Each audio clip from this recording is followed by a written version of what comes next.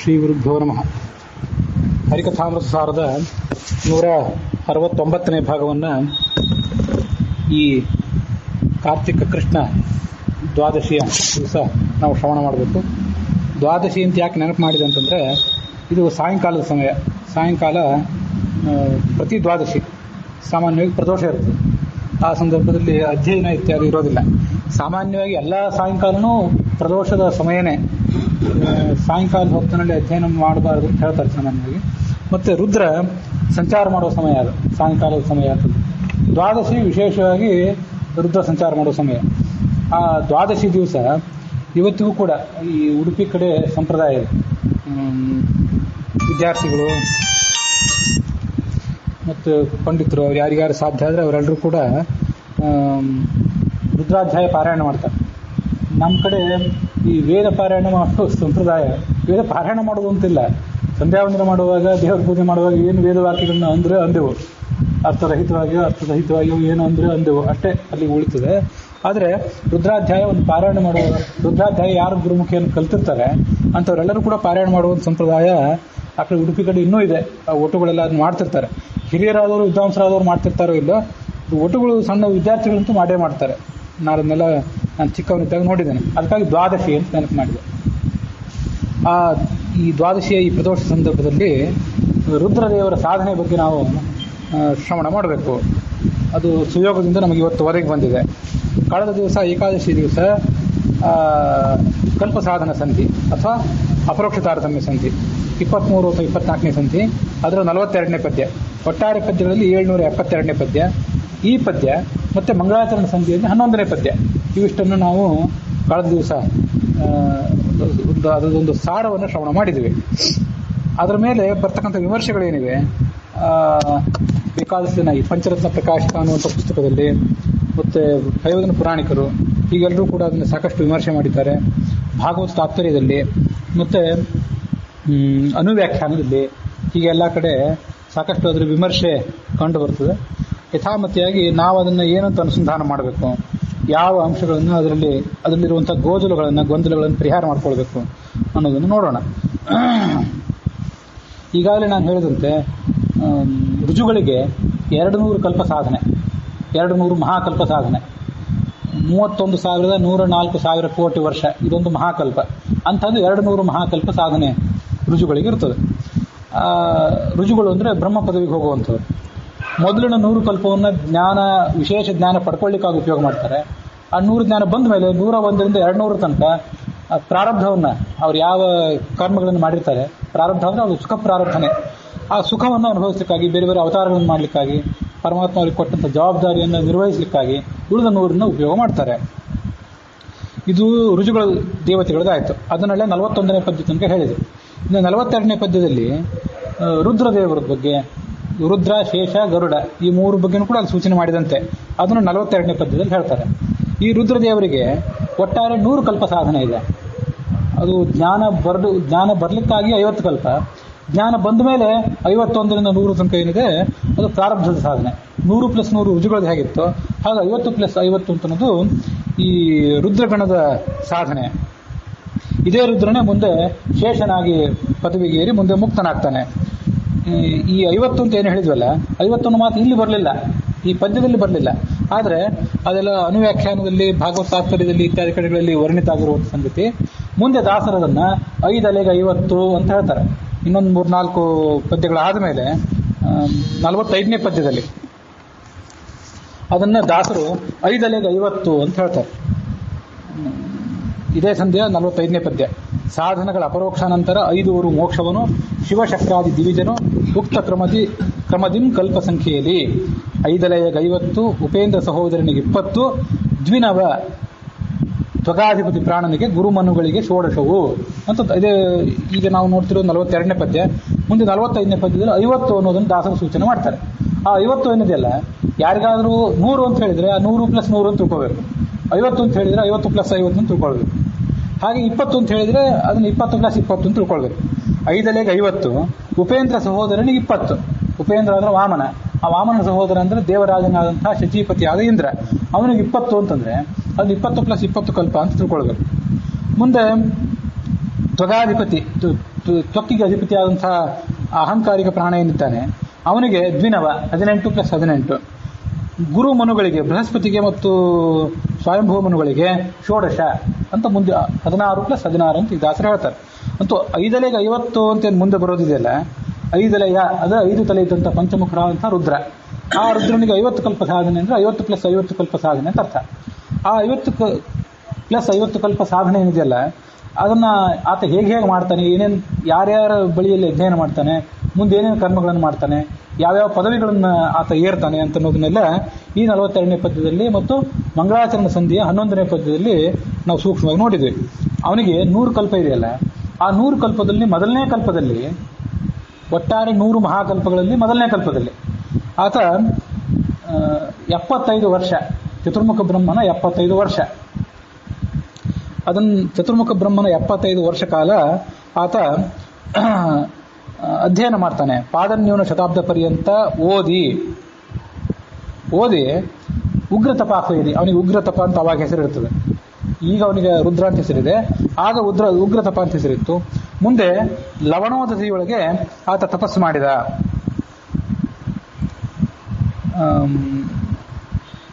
ಆ ಓದುವುದು ಕೂಡ ಯಾರ ಹತ್ರ ಓದಿದ್ದ ಅಂತಂದ್ರೆ ಇದೇ ಮುಖ್ಯ ಪ್ರಾಣನ ಹತ್ರ ಓದಿದ್ದ. ಈಗ ಯಾರು ಮುಖ್ಯ ಪ್ರಾಣನ ಪದವಿಯಲ್ಲಿದ್ದಾನಲ್ಲ ಆತ ಆಗ ಕಲ್ಕಿ ಅನ್ನೋ ಹೆಸರಿನವನಿದ್ದ. ಮುಖ್ಯ ಋಜುಗಣಸ್ಥರಿಗೆ 100 + 100 ಕಲ್ಪ ಸಾಧನೆ ಇರೋದ್ರಿಂದ ಈ ಮುಖ್ಯ ಪ್ರಾಣನ ಮೊದಲನೇ 100 ಕಲ್ಪ ಸಾಧನೆ ಇದ್ದಾಗ ರುದ್ರ ಸೃಷ್ಟಿಗೆ ಬಂದಿರಲಿಲ್ಲ. ಎರಡನೇ 100 ಕಲ್ಪ ಸಾಧನೆ ಇದೆಯಲ್ಲ, ಆ ಎರಡನೇ 100 ಕಲ್ಪ ಸಾಧನೆಯಲ್ಲಿ ಇವೊಂದು 50 + 50 ಅನ್ನೋದು ಅಡಕ ಆಗ್ತದೆ. ಹಾಗಾಗಿ ಒಬ್ಬ ಋಜುಗಣಸ್ಥ ಮೊದಲಿನ 100 ಕಲ್ಪ ಸಾಧನೆಯನ್ನು ಮಾಡಿ 101ನೇದರಲ್ಲಿ ಕಲ್ಕಿ ಆಗ್ತಾನೆ, 198ರಲ್ಲಿ ಲಾತವ್ಯ ಆಗ್ತಾನೆ, 199ರಲ್ಲಿ ಮುಖ್ಯ ಪ್ರಾಣ ಆಗ್ತಾನೆ, 200ರಲ್ಲಿ ಬ್ರಹ್ಮನಾಗಿ ಮುಂದೆ ಮುಕ್ತನಾಗಿ ಬಿಡ್ತಾನೆ. ಇದು ಅವನ ಕ್ರಮ. ಆ ಕಲ್ಕಿ ಆಗಿದ್ನಲ್ಲ, ಈಗಿನ ಮುಖ್ಯ ಪ್ರಾಣ ಕಲ್ಕಿ ಆಗಿದ್ದಾಗ, ಈಗ ಯಾರು ಮುಖ್ಯ ಪ್ರಾಣ 199ನೇವನಿದ್ದಾನಲ್ಲ ಅವನು ಕಲ್ಕಿ ಆಗಿದ್ದಾಗ ಅವನ ಹೆಸರು ಕಲ್ಕಿ ಅಂತಿತ್ತು. ಅವಾಗ ಅವನಿಗೆ ಲಾತವ್ಯ ಅಂತ ಕೂಡ ಹೇಳಬಹುದು, ಯಾಕಂದ್ರೆ ಅವನ ಹೆಸರು ಕಲ್ಕಿ ಆಗಿತ್ತು ಅವಾಗ. ಈಗ ಅವನ ಹೆಸರು ಮುಖ್ಯ ಪ್ರಾಣ ಅಂತಾಗಿದೆ. ಅವನನ್ನು ಲಾತವ್ಯ ಅಂತ ಯಾಕೆ ಕರೀತಾರೆ ಅಂದರೆ ಆಚಾರ್ಯ ಅನ್ನೋ ದೃಷ್ಟಿಯಿಂದ ಕರೀತಾರೆ. ಅದನ್ನು ನಾನು ನಿನ್ನೆ ದಿವಸ ಹೇಳಿದೆ. ಲಾತವ್ಯ ಅಂದ್ರೆ 198ನೇ ಹೆಸರು ಒಂದು ಲಾತವ್ಯ ಇದೆ.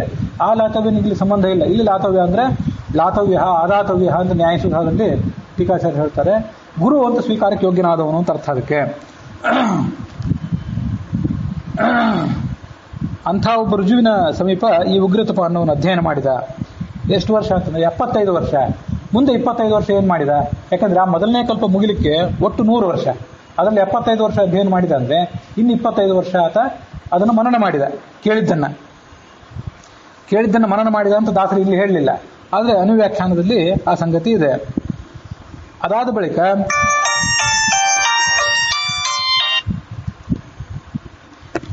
ಬಳಿಕ ಆತ ಲವಣೋದಧಿಯೊಳಗೆ ಕಲ್ಪದಶ ತಪವಿರುದ್ದು, ಉಪ್ಪು ನೀರಿನ ಸಮುದ್ರದಲ್ಲಿ 10 ಕಲ್ಪ ಕಾಲ ತಪಸ್ಸು ಮಾಡಿದ ಅಂತಿದೆ.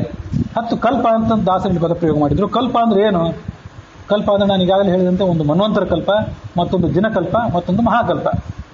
ಮನ್ವಂತರ ಕಲ್ಪ ಅಂತನ್ನೋದು ಈ ಚತುರ್ಯುಗಗಳಿವೆಯಲ್ಲ, 43,24,000 ವರ್ಷದ ಒಂದು ಚತುರ್ಯುಗ, ಅದನ್ನ 71 ಬಾರಿ ಗುಣಿಸಿದರೆ ಅದು ಒಂದು ಮನ್ವಂತರ ಆಗ್ತದೆ.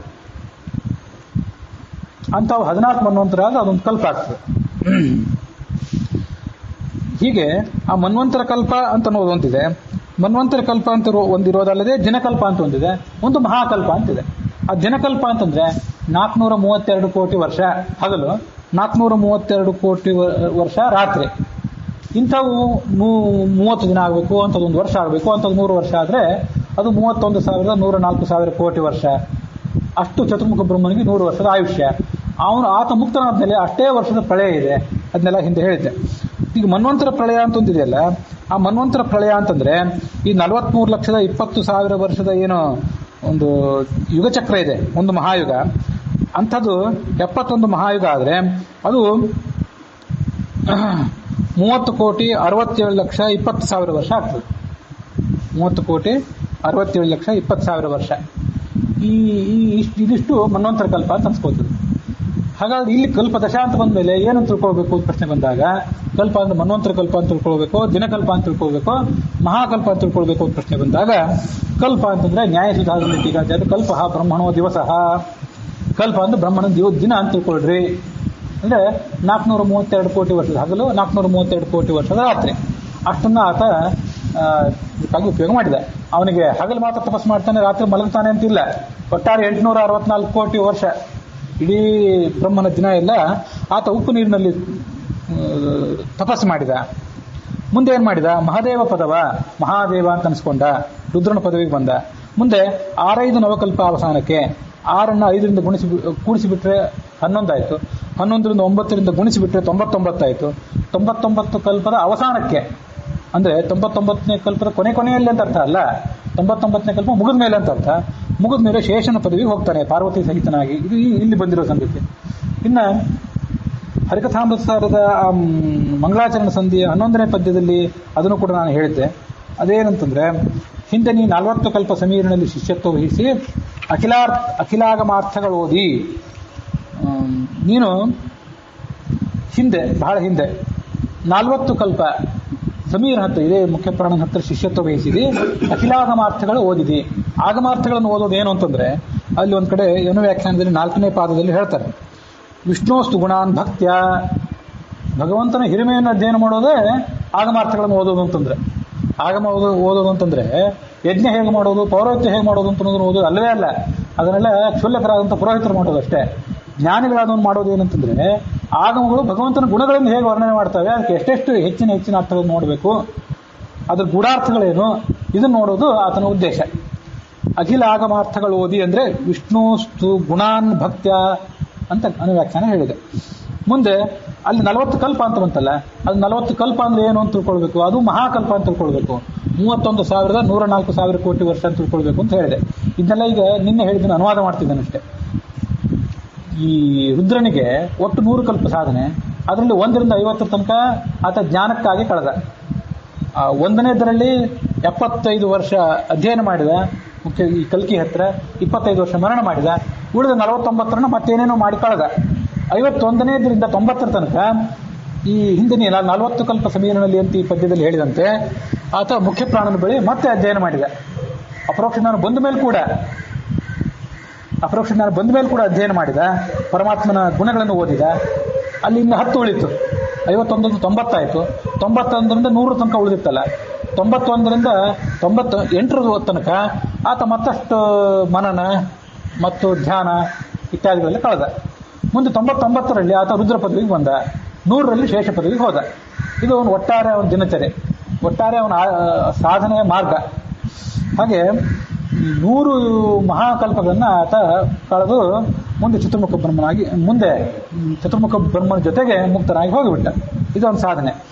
ಈಗ ಈ ಕೃತ್ಯವಾಸನೆ ಹಿಂದೆ ನೀ 40 ಕಲ್ಪ ಸಮೀರ ಕಲ್ಪ ಅಂತ ಏನು ಬಂತಲ್ಲ, ಈ ಕಲ್ಪ ಅಂತ ಅನ್ನೋದಕ್ಕೆ ಒಬ್ಬೊಬ್ಬರು ಒಂದೊಂದು ರೀತಿಯಾಗಿ ವ್ಯಾಖ್ಯಾನ ಮಾಡ್ತಾರೆ. ಇದನ್ನು ಮಹಾಕಲ್ಪ ಅಂತ ನಾನೇನು ಹೇಳಿದ್ನಲ್ಲ, ಮಹಾಕಲ್ಪ ಅಂತ ಅನ್ನೋದು ಇದು ನಾನು ರೂಢಿಸಿಕೊಂಡಂಥ ಅಭಿಪ್ರಾಯ. ಹಯೋಧನ ಪುರಾಣಿಕರು ನಮ್ಮ ಗುರುಗಳು ಹಾಗೆ ಹೇಳ್ತಾರೆ, ಮತ್ತು ಸುವಿದ್ಯೇಂದ್ರ ಸ್ವಾಮಿಗಳು ಅವರು ನಮ್ಮ ಗುರುಗಳು ಅವರು ಹಾಗೆ ಹೇಳ್ತಾರೆ ಮಹಾಕಲ್ಪ ಅಂತೇಳಿ. ಅದನ್ನು ರೂಢಿಸಿಕೊಂಡ ಅಭಿಪ್ರಾಯ. ಇನ್ನು ಕೆಲವರು ಇಲ್ಲಿ ಕಲ್ಪ ಅಂತಂದರೆ ದಿನ ಅಂತ ಹೇಳ್ತಾರೆ. ಚತುರ್ಮುಖ ಬ್ರಹ್ಮನು 40 ದಿನ ಅಂತ ಹೇಳೋರಿದ್ದಾರೆ, ಇವತ್ತು ಇದ್ದಾರೆ. ಹಾಗೆ ಅಥವಾ ಇನ್ನು ಕೆಲವರು ಚತುರ್ಮುಖ ಬ್ರಹ್ಮನು 40 ವರ್ಷ ಅಂತ ಹೇಳೋರು ಇದ್ದಾರೆ. ಯಾಕೆ ಈ ಥರದೆಲ್ಲ ಗೊಂದಲ?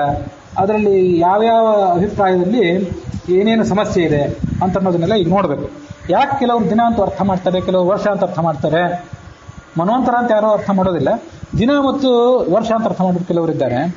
ಅದು ಯಾಕೆ ಹಾಗೆ ಅರ್ಥ ಮಾಡ್ತಾರೆ ಅಂತಂದರೆ ಅಲ್ಲಿರೋ ಸಮಸ್ಯೆ ಏನು? ಕೃತ್ಯವಾಸನೆ ರುದ್ರನೇ, ನೀನು 40 ಕಲ್ಪ ಅಧ್ಯಯನ ಮಾಡಿ ಅಂತ ಬಂತಲ್ಲ, ಈ ರುದ್ರನ ಪದವಿಯಲ್ಲಿ ಇರೋ ಅವಧಿ ಎಷ್ಟು? 1 ಮಹಾಕಲ್ಪ. ಎಲ್ಲರೂ ಕೂಡ ಗರುಡ ಆಗಲಿ, ಶೇಷ ಆಗಲಿ, ರುದ್ರ ಆಗಲಿ, ಇಂದ್ರ ಆಗಲಿ, ಇವರೆಲ್ಲ ಆಯಾ ಪದವಿಯಲ್ಲಿ, ಇವರೆಲ್ಲ ವಿಶೇಷವಾಗಿ ಗರುಡ, ಶೇಷ, ರುದ್ರಾದಿಗಳು ತಮ್ಮ ಪದವಿಯಲ್ಲಿರೋದು ಎಷ್ಟು ಕಾಲ? 1 ಮಹಾಕಲ್ಪ ಕಾಲ, ಅಂದರೆ 31,104,000 ಕೋಟಿ ವರ್ಷ. ಈ ರುದ್ರ ಈ 40 ಕಲ್ಪದ ಹಿಂದೆ, 40 ಕಲ್ಪ ಹಿಂದೆ ಅಧ್ಯಯನ ಮಾಡಿದಂತ ಬಂತಲ್ಲ, ಆವಾಗ ಆತ ರುದ್ರನೇ ಆಗಿರಲಿಲ್ಲ. ರುದ್ರ ಅಧ್ಯಯನ ಮಾಡೋದು ಹೇಗೆ? ರುದ್ರ ಆಗಿರೋದು ಈಗ 99 ಕಲ್ಪದಲ್ಲಿ. 40 ಕಲ್ಪದ ಹಿಂದೆ ಅದು ರುದ್ರನೇ ಆಗಿರಲಿಲ್ಲಲ್ಲ ಅಂತ ಒಂದು ಪ್ರಶ್ನೆ. ಈ ಪ್ರಶ್ನೆಗೆಲ್ಲ ಉತ್ತರ ಕಂಡುಕೋಬೇಕು. ಹಾಗೆ ಈ ಸಮೀರ ಇದ್ದಾನಲ್ಲ, ಸಮೀರ ಅಂದರೆ ಮುಖ್ಯ ಪ್ರಾಣ ಅಂತ ಅರ್ಥ. ಸಮೀರ ಅಂದರೆ ಗಾಳಿಗೆ ಪರ್ಯಾಯ ಪದ, ಅದು ವಾಯುವಿಗೆ ಪರ್ಯಾಯ ಪದ. ಹಾಗಾಗಿ ಸಮೀರನ ಹತ್ರ ಶಿಷ್ಯತ್ವ ವಹಿಸಿದೆ ಅಂತ ಗೊತ್ತಲ್ಲ. ಸಮೀರ 199ನೇ ಜನ್ಮವನ್ನು ಮುಖ್ಯ ಪ್ರಾಣ ಆಗಿ ಕಳೆದಿದ್ದಾನೆ. 40 ಕಲ್ಪದ ಹಿಂದೆ ಆತ ಮುಖ್ಯ ಪ್ರಾಣನೇ ಆಗಿರಲಿಲ್ಲ. ಅದು ಒಂದು ಸಮಸ್ಯೆ. ಇಲ್ಲಿ ಯಾರ ಹತ್ರ ಅಧ್ಯಯನ ಮಾಡಿದರು? 40 ಕಲ್ಪದಿಂದ ಮುಖ್ಯ ಪ್ರಾಣನೂ ಇರಲಿಲ್ಲ, ಈ ಕೃತ್ಯವಾಸನೂ ಇರಲಿಲ್ಲ. ಇದೆಲ್ಲ ಏನು ಸಮಸ್ಯೆ, ಹೇಗೆ? ಮತ್ತೆ ಅಖಿಲಾಗ ಮಾತ್ರಗಳು ಓದಿ ಜಲಧಿಯಲ್ಲಿ 10 ಕಲ್ಪದಿ ತಪವಗೈದು ಆದಿತ್ಯರೊಳಗೆ ಉತ್ತಮನೆನಿಸಿದೆ. ಅಂದರೆ ಈ ದೇವೋತ್ತಮ ಅಂತ ಅನ್ಸ್ಕೊಂಡು ಮಹಾದೇವ ಅಂತ ಅನ್ಸ್ಕೊಂಡು ಮುಂದೆ ಶೇಷ ಪದವಿಯನ್ನು ಪಡ್ಕೊಂಡಿ ಅಂತ ಬಂತು. ಮತ್ತು ಈ ಶೇಷ ಪದವಿಯನ್ನು ಪಡ್ಕೊಳ್ಳೋದು, ಈ 40 ಕಲ್ಪ ಸಾಧನೆ ಇದೆಯಲ್ಲ, ಅದು ಶೇಷ ಪದವಿಯನ್ನು ಪಡ್ಕೊಳ್ಳೋದಕ್ಕಾಗಿ ಅಲ್ಲ, ಅದು ರುದ್ರ ಪದವಿಯನ್ನು ಪಡ್ಕೊಳ್ಳೋದಕ್ಕಾಗಿ. ಇದೆಲ್ಲ ಗೊಂದಲ ಇದೆ. ಅದು ಭಾಗವತ ತಾತ್ಪರ್ಯ ಹಾಗೆ ಹೇಳಿದೆ, ತಥೈವ 40 ಪದಂ ಶೈವಂ ಚ ಜನ್ಮಭಿ ಅಂತ ಭಾಗವತ ತಾತ್ಪರ್ಯ ಅದನ್ನ ಹಾಗೆ ಹೇಳಿದೆ. ಭಾಗವತ ತಾತ್ಪರ್ಯದಲ್ಲಿ 3ನೇ ಸ್ಕಂದದಲ್ಲಿ 4ನೇ ಸ್ಕಂದದಲ್ಲಿ 23ನೇ ಅಧ್ಯಾಯ ಅಲ್ಲಿ ಅಂಥದ್ದೇ ಒಂದು ಶ್ಲೋಕನೇ ಇದೆ. ಯಾರ್ಯಾರು ಎಷ್ಟೆಷ್ಟು ಕಲ್ಪ ಸಾಧನೆ ಮಾಡಿದರು ಅಂತ ಅನ್ನೋದನ್ನೆಲ್ಲ ವಿವರಿಸುವಂಥ ಒಂದು ಶ್ಲೋಕನೇ ಇದೆ. 4ನೇ ಸ್ಕಂದ 24ನೇ ಅಧ್ಯಾಯದಲ್ಲಿ 29ನೇ ಶ್ಲೋಕ. ಅದು ಮೊದಲು ಅಲ್ಲಿ ಋಜುಗುಣಸ್ಥರ ಬಗ್ಗೆ ಹೇಳ್ತಾರೆ. ಅದಕ್ಕೆ ಶ್ಲೋಕ ಭಾಗವತ ಶ್ಲೋಕದಲ್ಲಿ ಬರೇ ಋಜುಗುಣಸ್ಥರ ಬಗ್ಗೆ ಹೇಳ್ತಾರೆ. ಮುಂದೆ ಭಾಗವತ ತಾತ್ಪರ್ಯದಲ್ಲಿ ಅದಕ್ಕೆ ಋಜುಗುಣಸ್ಥರು ಮತ್ತೆ ರುದ್ರ ಇಂದ್ರಾದಿಗಳು ಇವರೆಲ್ಲರ ಬಗ್ಗೆನೂ ಕೂಡ ಮುಂದೆ ಹೇಳ್ತಾರೆ. ಭಾಗವತ ತಾತ್ಪರ್ಯ ಶ್ಲೋಕ ಏನಿದೆ ಹಿಂದೊಂದ್ಸರಿ ಓದಿದ್ದೆ. ಋಜವೋ ನಾಮ ಯೇ ದೇವಾಹ ಯೋಗ್ಯಾಹ ಬ್ರಹ್ಮಪದಸ್ಯ, ಬ್ರಹ್ಮ ಪದವಿಗೆ ಯೋಗ್ಯರಾದಂಥ ಜೀವರೇ ಋಜುಗಳು. ತಯೇವ ಶತಜನ್ಮಾನಿ ವಿಶೇಷೋಪಾಸಕ ಹರೇಹೇ, 100 ಜನ್ಮಗಳನ್ನು ಅವರು ವಿಶೇಷವಾಗಿ ಉಪಾಸನೆ ಮಾಡ್ತಾರೆ. ಅಂದರೆ ಹಿಂದಿನ 100 ಭಾಗವತ ತಗೊಂಡಿಲ್ಲ ಇಲ್ಲಿ, ಅದು ನೀವೇ ತಗೊಂಡ್ರೆ ಬಿಟ್ಟುಬಿಟ್ಟಿದೆ. ಭಾಗವತ ತಾತ್ಪರ್ಯದ ಮಾತುಗಳಿವೆಲ್ಲ ಷಾಡ್ಗುಣ್ಯ ಅನ್ನೋ ಗ್ರಂಥದಿಂದ ಆಚಾರ್ಯರು ಕೋಟ್ ಮಾಡುವಂಥ ಮಾತುಗಳು. ಅವರು ಬ್ರಹ್ಮ ಪದವಿಯನ್ನು ಪಡ್ಕೊಂಡು ಮುಂದೆ ಮುಕ್ತರಾಗ್ತಾರೆ. ಸ್ವಪದ ಪ್ರಾಪ್ತಿರುದ್ದಿಷ್ಟ ತಥೋ ಮುಕ್ತಿರ್ವಾಪ್ಯತೆ. ಈ ರುಜುಗಳ ಬಗ್ಗೆ ಎಲ್ಲ ಹೇಳಿ ಆದ್ಮೇಲೆ ಕೊನೆಯ ಶ್ಲೋಕದಲ್ಲಿ ತಥೈವ 40 40 ಕಲ್ಪ ರುದ್ರ ಸಾಧನೆ ಮಾಡ್ತಾನೆ, 40 ಕಲ್ಪ ಸಾಧನೆ ಮಾಡಿ ಶಿವ ಅನ್ನೋ ಪದವಿಯನ್ನು ಪಡ್ಕೊಳ್ತಾನೆ ಅಂತ ಮಾತಿದೆ. ಮುಂದೆ 20 ಐಂದ್ರಂ, ಇಂದ್ರ ಪದವಿ ಬರಲಿಕ್ಕೆ 20 ಕಲ್ಪ ಬೇಕು. 10 ಅನ್ಯೇಷಾಂ, ಸೂರ್ಯ ಮೊದಲಾದವರಿಗೆ 20 ಕಲ್ಪ, 10 ಕಲ್ಪ, ಸೂರ್ಯ ಮತ್ತು ಇಂದ್ರ ಇನ್ನೂ ಕೆಳಗೆ. ಹೀಗೆಲ್ಲ ಷಾಡ್ಗುಣ್ಯ ಅನ್ನೋ ಗ್ರಂಥ ಅದನ್ನು ಹೇಳ್ತದೆ. ಇಲ್ಲಿ 41 ಬಂತಲ್ಲ, ನಾವು 50 ಅಂತ ಹೇಳಿದ್ವಿ, ಇಲ್ಲಿ 41 ಬಂತು. ಇದರದೆಲ್ಲ ಒಂದು ಗೊಂದಲ ಏನು? ಒಮ್ಮೆ 50 ಅಂತಾರೆ, ಒಮ್ಮೆ 40 ಅಂತಾರೆ, ಇದೆಲ್ಲ ಏನು ಅನ್ನೋದನ್ನ ತಿಳ್ಕೊಳ್ಬೇಕು. ಇದಕ್ಕೆ ಈ ನಾನು ಹಿಂದೆನೇ ಹೇಳಿದ್ದೆ, ಹರಿಕಥಾಮೃತ ಸಾರ ಬರೆದಂಥ ವ್ಯಕ್ತಿ ಒಬ್ಬರು ಗೃಹಸ್ಥ, ಅವ್ರೇನು ಸನ್ಯಾಸಿ ಅಲ್ಲ, ಜಗನ್ನಾಥ ದಾಸ ದೀಕ್ಷೆ ಪಡ್ಕೊಂಡವ್ರಷ್ಟೇ. ಅದಕ್ಕೆ ಸಂಕರ್ಷಣ ಒಡೆಯರು ಅಂತ ಒಬ್ಬ ಸನ್ಯಾಸಿಗಳು ವ್ಯಾಖ್ಯಾನ ಬರೆದಿದ್ದಾರೆ ಅಂತ ಹೇಳಿದ್ದೆ. ಆ ಸಂಕರ್ಷಣ ಒಡೆಯರು ಅದಕ್ಕೆ ಬ್ರಹ್ಮನ ಒಂದು ದಿನ ಅಂತ ಹೇಳ್ತಾರೆ. ಹಿಂದೆ ನೀ 40 ಕಲ್ಪ ಸಮೀರನಲ್ಲಿ ಕಲ್ಪ ಅಂತೇನು ಬಂತಾರೆ, 40 ಕಲ್ಪ ಅಂತ, ಇದನ್ನ ದಿನ ಅಂತ ಸಂಕರ್ಷಣ ಒಡೆಯರು ವ್ಯಾಖ್ಯಾನ ಮಾಡ್ತಾರೆ. 40 ದಿನ ಅಭ್ಯಾಸ ಮಾಡಿದಂತ. ಅದಾದರೆ ಈ ಎಲ್ಲ ಸಂಶಯಗಳಿಗೆ ಸ್ವಲ್ಪ ಪರಿಹಾರ ಒದಗಿಸಬಹುದು. ಯಾಕೆಂತಂದ್ರೆ ಬ್ರಹ್ಮ 100 ವರ್ಷ ಇರ್ತಾನೆ, ಆ ಬ್ರಹ್ಮನ ಒಂದು ದಿನ ಕಲ್ಪ ಅಂತ ಅನ್ಸ್ಕೋತದೆ. ರುದ್ರ ಒಂದು ಪದವಿಯಲ್ಲಿ ಒಂದು ಮಹಾಕಲ್ಪ ಇರ್ತಾನೆ, ಬ್ರಹ್ಮನೂ ತನ್ನ ಪದವಿಯಲ್ಲಿ ಒಂದು ಮಹಾಕಲ್ಪ ಇರ್ತಾನೆ, ರುದ್ರನೂ ತನ್ನ ಪದವಿಯಲ್ಲಿ ಒಂದು ಮಹಾಕಲ್ಪ ಇರ್ತಾನೆ. ಆಗ ಆ ರುದ್ರ 40 ಕಲ್ಪ ಅಂದ್ರೆ 40 ದಿನ ಈ ಸಮೀರನ ಹತ್ರ ಮುಖ್ಯ ಪ್ರಾಣ ಹತ್ರ ಶಿಷ್ಯತ್ವ ವಹಿಸೋದೇನಿದೆ ಯೋಗ್ಯ ಅಂತ ಕಾಣಿಸ್ತದೆ. ಆದ್ರೆ ಈಗಾಗಲೇ ರುದ್ರನ ಪದವಿಯಲ್ಲಿದ್ದವನು ರುದ್ರ ಪದವಿಗಾಗಿ ಯಾಕೆ ಸಾಧನೆ ಮಾಡ್ತಾನೆ? 40 ಕಲ್ಪ ಸಮೀರನಲ್ಲಿ ಶಿಷ್ಯತ್ವ ವಹಿಸಿ ಮುಂದೆ ಆದಿತ್ಯರೊಳಗೆ ಉತ್ತಮನೆನಿಸಿದಿ ಅಂತ ಬಂತು. ಆದಿತ್ಯರೊಳಗೆ ಉತ್ತಮನು ಅನ್ಸೋದು ಅಂದ್ರೆ ರುದ್ರ ಅಂತ ಅನ್ಸ್ಕೊಳ್ಳೋದು. ರುದ್ರನ ಪದವಿಯಲ್ಲಿ ಇದ್ದವನು ಈಗಾಗಲೇ ಯಾಕೆ ರುದ್ರ ಪದವಿಗಾಗಿ ಸಾಧನೆ ಮಾಡ್ತಾನೆ ಅನ್ನೋ ಪ್ರಶ್ನೆಗೆ ಅಲ್ಲಿ ಉತ್ತರ ಸಿಗೋದಿಲ್ಲ. ಮತ್ತೆ ಈ ದಾಸರು ಇಲ್ಲಿ 40 ಕಲ್ಪ ಸಮೀರನಲ್ಲಿ ಶಿಷ್ಯತ್ವ ವಹಿಸಿದ್ರು ಅಂತ ಹೇಳಿದೆಯಲ್ಲ, 40 ಕಲ್ಪ ಅಂತ ದಾಸರು ಮಾತಾಡುವಾಗ ಯಾವ ಸರ್ವಮೂಲದ ಭಾಗವನ್ನು ಇಟ್ಕೊಂಡು ಮಾತಾಡಿದ್ದಾರೆ ಅಂತ ಅನ್ನೋದನ್ನು ಅನ್ವೇಷಣೆ ಮಾಡಬೇಕು. ಸರ್ವಮೂಲವನ್ನೆಲ್ಲ ಕೆದಕಿ ನೋಡಬೇಕು. ಸಾಮಾನ್ಯವಾಗಿ ದಾಸರು ಅನುವ್ಯಾಖ್ಯಾನದಿಂದ, ಬ್ರಹ್ಮಸೂತ್ರ ಭಾಷೆಯಿಂದ, ಉಪನಿಷತ್ ಭಾಷೆಯಿಂದ, ಭಾಗವತ ತಾತ್ಪರ್ಯದಿಂದ ಹೇರಳವಾಗಿ ಶ್ಲೋಕಗಳನ್ನು ಪ್ರಮೇಯಗಳನ್ನು ಉದಾಹರಿಸೋದನ್ನು ನಾವು ನೋಡಿದ್ದೇವೆ. 5 ಅಂತ ಮುಂದೆ ಬರ್ತದೆ ಅಂತ ಹೇಳಿದ್ನಲ್ಲ 45ನೇ ಪದ್ಯದಲ್ಲಿ, ಅದು ಅನುವ್ಯಾಖ್ಯಾನದ ಒಂದು ಭಾಗವನ್ನು ಉದಾಹರಣೆ ಮಾಡಿದ್ದದು. ಆಮೇಲೆ ಉಪ್ಪು ನೀರಿನ ಸಮುದ್ರದಲ್ಲಿ ತಪಸ್ಸು ಮಾಡಿದ ಅಂತಂತಲ್ಲ, ಅದು ಕೂಡ ದಶಕಲ್ಪಂ ತಪಸ್ತೀರ್ಣಂ ಅಂತ ಅನುವ್ಯಾಖ್ಯಾನ ಇದೆ. ಅದಕ್ಕೆ ಸುಧಾ ವ್ಯಾಖ್ಯಾನ ಇದೆ ಜೈತಿರ್ತಿರೋದು. ಅದನ್ನೆಲ್ಲ ದೃಷ್ಟಿಯಲ್ಲಿ ಇಟ್ಕೊಂಡು ದಾಸರು ಆಡಿದ ಮಾತು. ಹಿಂದೆ ನೀ 40 ಕಲ್ಪ ಸಮೀರನಲ್ಲಿ ಶಿಷ್ಯತ್ವ ವಹಿಸಿದೆ ಅಂದ್ರೆ ದಾಸರು ಇಲ್ಲಿ ಅಂಶ ಎರಡಲ್ಲ, ಒಂದು 40 ಕಲ್ಪ, ಇನ್ನೊಂದು ಸಮೀರನಲ್ಲಿ ಶಿಷ್ಯತ್ವ ವಹಿಸಿದ್ದು. ಇವೆರಡೂ ಅಂಶಗಳನ್ನು ದಾಸರು ಸರ್ವಮೂಲದ ಯಾವ ಭಾಗವನ್ನು ಇಟ್ಕೊಂಡು ಆಡಿದ್ದಾರೆ ಅಂತ ಅನ್ನೋದನ್ನು ವಿಚಾರ ಮಾಡಿದರೆ ಅದನ್ನು ದಿನ ಅನ್ಬೇಕೋ ವರ್ಷ ಅನ್ಬೇಕೋ ಮನ್ವಂತರ ಅನ್ನೋ ಪ್ರಶ್ನೆನೇ ಇಲ್ಲ. ಯಾರಿಗಾದ್ರೂ ಮನ್ವಂತರ ಅಂತ ಪ್ರಶ್ನೆ ಬಂದರೆ ಅದನ್ನು ಸ್ವಲ್ಪ ವಿಚಾರ ಮಾಡಬೇಕಲ್ಲ, ಯಾರಿಗೂ ಬಂದಿಲ್ಲ ಇಲ್ಲಿ ತನಕ, ಅದನ್ನು ವಿಚಾರ ಮಾಡಬೇಕು. ಅಥವಾ ಮಹಾಕಲ್ಪ ಅನ್ಬೇಕು, ಇನ್ನೆಲ್ಲ ವಿಚಾರ ಮಾಡಿದರೆ ಈ 40 ಕಲ್ಪ ಅಂತ ಅನ್ನೋದಕ್ಕೆ ಇಲ್ಲಿ 40 ಕಲ್ಪ ಅಂತ ಏನು ಮಾತು ಬಂದಿದೆಯಲ್ಲ, ಇದಕ್ಕೆ ಸರ್ವಮೂಲದಲ್ಲಿ ಬೇರೆಲ್ಲೂ ಮಾತು ಸಿಗೋದಿಲ್ಲ.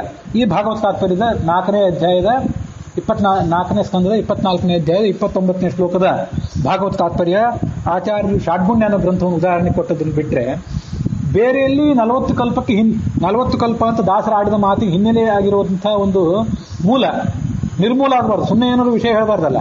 ಯಾಕೆಂದ್ರೆ ದಾಸರು ಕನ್ನಡದಲ್ಲಿ ಹರಿಕಥಾಮೃತಸಾರ ಬರೆದಿದ್ದಾರಲ್ಲ, ಇದು ಈ ಹರಿಕಥಾಮೃತಸಾರ ಅಂತ ಅನ್ನೋದು ಒಟ್ಟಾರೆ ಬ್ರಹ್ಮಸೂತ್ರಗಳಿಗೆ, ಅನುವ್ಯಾಖ್ಯಾನಕ್ಕೆ, ನ್ಯಾಯಸುಧಾಕ್ಕೆ, ಬ್ರಹ್ಮಸೂತ್ರ ಭಾಷೆಗಳಿಗೆ, ಭಾಗವತ ತಾತ್ಪರ್ಯಗಳಿಗೆ, ಮಹಾಭಾರತ ತಾತ್ಪರ್ಯಕ್ಕೆ, ಇವೆಲ್ಲದಕ್ಕೂ ಸೇರಿ ದಾಸರು ಕನ್ನಡದಲ್ಲಿ ಬರೆದ ಟಿಪ್ಪಣಿ. ಪರಿಮಳವನ್ನು ರಾಯರು ಸಂಸ್ಕೃತದಲ್ಲಿ ಬರೆದರು, ನ್ಯಾಯಸುಧಾವನ್ನು ಜಯತೀರ್ಥರು ಸಂಸ್ಕೃತದಲ್ಲಿ ಬರೆದರು, ಗುರುವರ್ಥ ದೀಪಿಕಾ ಅಂತ ಹೇಳಿ ವಾದರಾಜರು ಸಂಸ್ಕೃತದಲ್ಲಿ ಬರೆದರು, ವಿದ್ಯಾಧೀಶರು ಪಾಂಡುರಂಗ ನರಸಿಂಹಾಚಾರ್ಯರು ಅವರು ವಾಕ್ಯಾರ್ಥ ಚಂದ್ರಿಕಾ ಅಂತ ಬರೆದರು, ಎಲ್ಲ ಸಂಸ್ಕೃತದಲ್ಲಿ ಬರೆದರು. ಎಲ್ಲಾನು ಸಂಸ್ಕೃತದಲ್ಲಿ ಇದ್ಬಿಟ್ರೆ ಜನಸಾಮಾನ್ಯರಿಗೆ ತಿಳಿಯೋದಿಲ್ಲ ಅನ್ನೋ ದೃಷ್ಟಿಯಿಂದ ದಾಸರು ಕನ್ನಡದಲ್ಲಿ ಟಿಪ್ಪಣಿ ಬರೆದರು. ಸುಮ್ಮನೆ ಕನ್ನಡದಲ್ಲಿ ಬರೇ ಹಾಡಲ್ಲ ಅದು, ಬರೇ ತಾಳೆ ತಟ್ಟಿ ಕುಣಿಲಿಕ್ಕಾಗಿ ಮಾಡಿದ ಟಿಪ್ಪಣಿ ಅಲ್ಲ ಅದು. ಅವು ಈ ಎಲ್ಲಾ ಗ್ರಂಥಗಳ ಒಂದು ಸಾರಾಂಶ. ವಸ್ತುತಃ ವಾಕ್ಯಾರ್ಥ ಚಂದ್ರಿಕಾ ಆಗಲಿ, ಗುರುವರ್ಥ ದೀಪಿಕಾ ಆಗಲಿ, ಪರಿಮಳ ಆಗಲಿ, ರಘುತ್ತಮ ಸ್ವಾಮಿಗಳ ಭಾವಬೋಧ ಆಗಲಿ, ಅವ್ರು ಯಾವ ಗ್ರಂಥಕ್ಕೆ ಬರಲಿಕ್ಕೆ ಹೊರಟಿರ್ತಾರೋ ಅದೊಂದೇ ಗ್ರಂಥವನ್ನು ದೃಷ್ಟಿಯಲ್ಲಿ ಇಟ್ಕೊಂಡು ಬರೆದಿರ್ತಾರೆ. ಹರಿಕಥಾಮೃತಸಾರ ಎಲ್ಲಾ ಸರ್ವಮೂಲವನ್ನು, ಮಹಾಭಾರತವನ್ನು, ರಾಮಾಯಣವನ್ನು, ಭಾಗವತವನ್ನು ದೃಷ್ಟಿಯಲ್ಲಿ ಇಟ್ಕೊಂಡು ಬರೆದದ್ದು. ಹಾಗಾಗಿ ಇದೊಂದು ಟಿಪ್ಪಣಿ ಇದೆ. ಟಿಪ್ಪಣಿ ಅಂದಮೇಲೆ ಎಲ್ಲೋ ಮೂಲ ಇದ್ದಿರಬೇಕಲ್ಲ, ಸುಮ್ಮನೆ ಎಲ್ಲಿಗೂ ವಿಷಯ ಇರಬಾರ್ದು.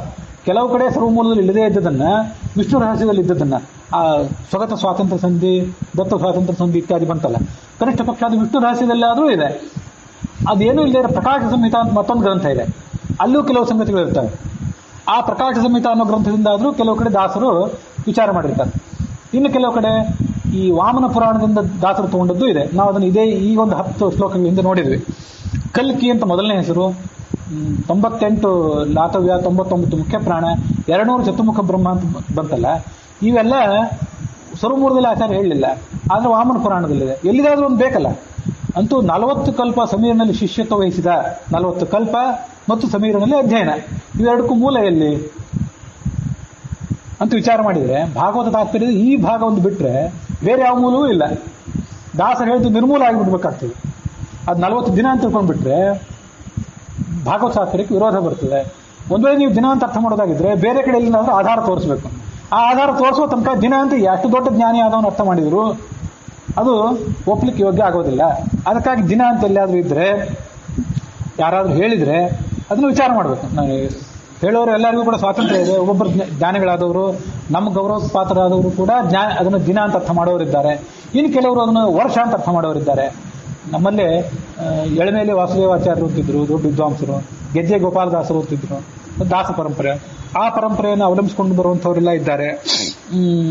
ನಮ್ಮ ಗೌರವ ಪಾತ್ರರಾದವರು MT ಪ್ರಹ್ಲಾದಾಚಾರ್ಯರು, ನಮ್ಮ ಬೀಗರಾದವರು ಆ ಪರಂಪರೆಯನ್ನು ಅವಲಂಬಿಸಿರುವಂಥವ್ರು. ಅವರು 40 ಕಲ್ಪ ಅಂತಂದ್ರೆ 40 ವರ್ಷ ಅಂತ ಅರ್ಥ ಹೇಳ್ತಾರೆ. ಇದು ಗೊತ್ತಿರೋ ಅಂದ್ರೆ ಸ್ವಲ್ಪ ನಾನು ಹೇಳುವಾಗ ಸ್ವಲ್ಪ ಹೆಸರು ಅಸ್ತವ್ಯಸ್ತ ಆಗಿರ್ಬೋದು. ಕೆಲವರು 40 ದಿನ ಅಂತ ಹೇಳ್ತಾರೆ, ಕೆಲವರು 40 ವರ್ಷ ಅಂತ ಹೇಳ್ತಾರೆ ಅಂತನ್ನೋದು ನಿಶ್ಚಿತ. ಅದರಲ್ಲಿ ಏನು ಸಮಸ್ಯೆಗಳು ಅಂತ ನೋಡ್ಬೇಕಾದ್ರೆ ಈಗಿನ ಪ್ರಶ್ನೆ ಅಷ್ಟೇ. 40 ದಿನ ಅಂತ ಹೇಳಿದ್ರು ಭಾಗವತ ತಾತ್ಪರ್ಯಕ್ಕೆ ವಿರೋಧ, 40 ವರ್ಷ ಅಂತ ಹೇಳಿದ್ರು ಭಾಗವತ ತಾತ್ಪರ್ಯಕ್ಕೆ ವಿರೋಧನೆ. ಯಾಕಂದ್ರೆ ವರ್ಷ ಅಂತ ಎಲ್ಲಿ ಹೇಳಿದ್ದಾರೆ ಅಂತ ಬೇಕಲ್ಲ. ಎಲ್ಲಾದ್ರೂ ಒಂದು ಸರ್ವಮೂಲದಲ್ಲಿ 40 ವರ್ಷ, 40 ಬ್ರಹ್ಮನ ವರ್ಷ, ಈತ ಸಮೀರನಲ್ಲಿ ಶಿಷ್ಯತ್ವ ವಹಿಸಿದ ಅಂತ ಮಾತು ಬೇಕಲ್ಲ. ಅಥವಾ 40 ದಿನ ಸಮೀರನಲ್ಲಿ ಶಿಷ್ಯತ್ವ ವಹಿಸಿದ ಅಂತ ಆದ್ರೂ ಸರ್ವಮೂಲದಲ್ಲಿ ಎಲ್ಲಾದ್ರೂ ಮಾತು ಬೇಕು. ಅದು ಬೇಡ, ಮಹಾಭಾರತದಲ್ಲಿ ಆದ್ರೂ ಇರಬೇಕು, ಭಾಗವತದಲ್ಲಿ ಆದ್ರೂ ಇರಬೇಕು, ವಿಷ್ಣು ರಹಸ್ಯ, ವಾಮನ ಪುರಾಣ, ಪ್ರಕಾಶ ಸಂಹಿತ, ಇನ್ನು ಅಷ್ಟೇ ನಮ್ಗೆ ಗೊತ್ತಿಲ್ಲದೆ ಇರೋ ಯಾವುದಾದ್ರು ಒಂದು ಗ್ರಂಥವಾಗಲಿ ಇರಬೇಕು. ಅದು ಇಲ್ಲದೆ ಇರೋದ್ರಿಂದ ಇದೆಲ್ಲ ಸಮಸ್ಯೆ. ಹಾಗಾಗಿ ವರ್ಷ 40 ವರ್ಷ 40 ದಿನ ಅಂತ ಯಾರು ಅರ್ಥ ಮಾಡಿದ್ರು ಅದನ್ನ ಬಿಡ್ಲಿಕ್ಕೆ ಇದು ಕಾರಣ. ಹಾಗಾದ್ರೆ ಇನ್ನೇನು ಅರ್ಥ ಮಾಡಬೇಕು ಅಂದ್ರೆ 40 ಕಲ್ಪ, 40 ಮಹಾಕಲ್ಪ, 31,104,000 ಕೋಟಿ ವರ್ಷಗಳ ಮಹಾಕಲ್ಪ ಇದೆಯಲ್ಲ, ಆ ಮಹಾಕಲ್ಪವನ್ನೇ 40 ಕಲ್ಪ ಅಂತ ಇಲ್ಲಿ ದಾಸರು ಹೇಳಿದ್ದು. 40 ಕಲ್ಪ ಸಮೀರನಲ್ಲಿ ಶಿಷ್ಯತ್ವ ವಹಿಸಿದ. ಆದರೆ ಒಂದೇ ಸಮಸ್ಯೆ ಏನಂದ್ರೆ ಆ ಭಾಗವತ ತಾತ್ಪರ್ಯ 40 ಕಲ್ಪ ಸಾಧನೆ ಮಾಡಿ ಮುಂದೆ ಶೈವ ಪದವಿಗೆ ಹೋದ ಅಂತಿದೆ ಹೇಳ್ತದೆ. ಆದರೆ ಅಲ್ಲಿ ಸಮೀರನಲ್ಲಿ ಶಿಷ್ಯತ್ವ ವಹಿಸಿದ ಅಂತ ಭಾಗವತ ತಾತ್ಪರ್ಯ ಹೇಳಿಲ್ಲ. ಶ್ಲೋಕ ಇದೆ, ನಿಮ್ಗೆ ಸ್ಪಷ್ಟವಾಗಿ ಗೊತ್ತಾಗ್ತದೆ. ತಥೈವ 40 ಅಂದ್ರೆ 40, ಇದೇ 40 ಅಷ್ಟೇ. 40 ಅಂತ ಹಿಂದಿ ಶಬ್ದ ಏನಿದೆ ಅದು ಈ 40. ಅದು ಶೈವ ಪದವಿ ಬರಲಿಕ್ಕೆ 40 ಕಲ್ಪ ಬೇಕು. 40 ಕಲ್ಪ ಬೇಕು ಅಂತ ಹೇಳಿದೆ. ಇದೆಲ್ಲ ಇಲ್ಲಿ ಹೇಳಿರೋದಿಲ್ಲ. 40, 20, 100 ಇದೆಲ್ಲ ಜನ್ಮಗಳು. ಸ್ವಧರ್ಮನಿಷ್ಠ ಶತ ಜನ್ಮಭಿಹಿ, ಜನ್ಮ ಅನ್ನೋದು ಒಟ್ಟಾರೆ ಆಯುರ್ಮಾನ. ಹೀಗಾಗಿ ಇಲ್ಲಿ ವರ್ಷ ಕಲ್ಪ ಯಾವುದು ಕೂಡ ಮನ್ವಂತರ ಯಾವುದು ಕೂಡ ಒಪ್ಪುವಂತ ವಿಷಯ ಅಲ್ಲ. ಮತ್ತೆ ದಾಸರು 40 ಕಲ್ಪ ಅಂತ ಹೇಳ್ತಾರಲ್ಲ, ಕಲ್ಪ ಅನ್ನೋ ಶಬ್ದಕ್ಕೆ ಇರೋ ಅರ್ಥವೇ 3. ಒಂದು ಮನ್ವಂತರ ಕಲ್ಪ, ಮತ್ತೊಂದು ದಿನಕಲ್ಪ, ಮತ್ತೊಂದು ಮಹಾಕಲ್ಪ. ಈಗ ನಾನೊಂದು ಲೆಕ್ಕಾಚಾರ ಹೇಳಿದಲ್ಲ, 30,67,20,000 ವರ್ಷ 70,000 ವರ್ಷದ ಮನ್ವಂತರ ಕಲ್ಪ. ಇದಾದರೂ ಕಲ್ಪ ಅಂತ ಅನ್ಸ್ಕೊಳ್ತದೆ. 432 ಕೋಟಿ ವರ್ಷದ ದಿನ ಇದೆಯಲ್ಲ, ಅದನ್ನಾದ್ರೂ ದಿನಕಲ್ಪ ಅಂತ ಕರೀತಾರೆ. 31,104 ಕೋಟಿ ವರ್ಷಗಳ ಒಟ್ಟಾರೆ ಆಯುರ್ಮಾನವನ್ನಾದ್ರೂ ಮಹಾಕಲ್ಪ ಅಂತ ಕರೀತಾರೆ. ವರ್ಷವನ್ನು ಕಲ್ಪ ಅಂತ ಎಲ್ಲೂ ಶಾಸ್ತ್ರದಲ್ಲಿ ಕರೆದೇ ಇಲ್ಲ. ಹಾಗಾಗಿ ದಾಸರು 40 ಕಲ್ಪ ಸಮಯದಲ್ಲಿ ಶಿಷ್ಯತ್ವ ವಹಿಸಿದೆ ಅಂದ್ರೆ ಅದನ್ನು ವರ್ಷ ಅಂತ ಅರ್ಥ ಮಾಡಿಬಿಟ್ರೆ ವರ್ಷ ಅನ್ನೋದು ಕಲ್ಪ ಅಂತ ಹೆಸರೇ ಇಲ್ಲ. ಇದು ಸಮಸ್ಯೆ. ಇದು ಭಾಗವತ ತಾತ್ಪರ್ಯದಲ್ಲಿ 2ನೇ 3ನೇ ಸ್ಕಂದಗಳಲ್ಲಿ ಮನ್ವಂತರ ಕಲ್ಪ, ಮನ್ವಂತರ ಕಲ್ಪ, ದಿನಕಲ್ಪ, ಮಹಾಕಲ್ಪ ಇವುಗಳ ಬಗ್ಗೆ ಎಲ್ಲ ವಿವರಣೆ ಇದೆ. ಯಾವ್ದಾದ್ಮೇಲೆ ಶೆಟ್ಟು ಪ್ರಳಯ ಅಂತ ಅನ್ನೋದ್ರ ಬಗ್ಗೆ ಎಲ್ಲ ವಿವರಣೆ ಇದೆ. ಹಾಗಾಗಿ ವರ್ಷ ಅಂತ ಅರ್ಥ ಮಾಡೋರಿಗೆ ವರ್ಷ ಅನ್ನೋದು ಕಲ್ಪ ಅಂತ ಅರ್ಥವೇ ಇಲ್ಲ. ಹಾಗಾಗಿ ಅದೊಂದು ಸಮಸ್ಯೆ. ಮತ್ತು ಮೂಲ ಎಲ್ಲಿ ಭಾಗವತ ತಾತ್ಪರ್ಯಕ್ಕೆ ವಿರೋಧ, ಅದೊಂದು ಸಮಸ್ಯೆ. ಇಷ್ಟನ್ನೆಲ್ಲ ಹಾಗಾಗಿ ವರ್ಷ ಅಂತ ಅರ್ಥ ಮಾಡಬಾರ್ದು, ಮನ್ವಂತರ ಅಂತ ಅರ್ಥ ಮಾಡಬಾರ್ದು, ದಿನ ಅಂತ ಅರ್ಥ ಮಾಡಬಾರ್ದು, ಮಹಾಕಲ್ಪ ಅಂತ ಅರ್ಥ ಮಾಡಬೇಕು. ಇದು ಯೋಗ್ಯವಾಗಿ ಕಾಣಿಸ್ತದೆ.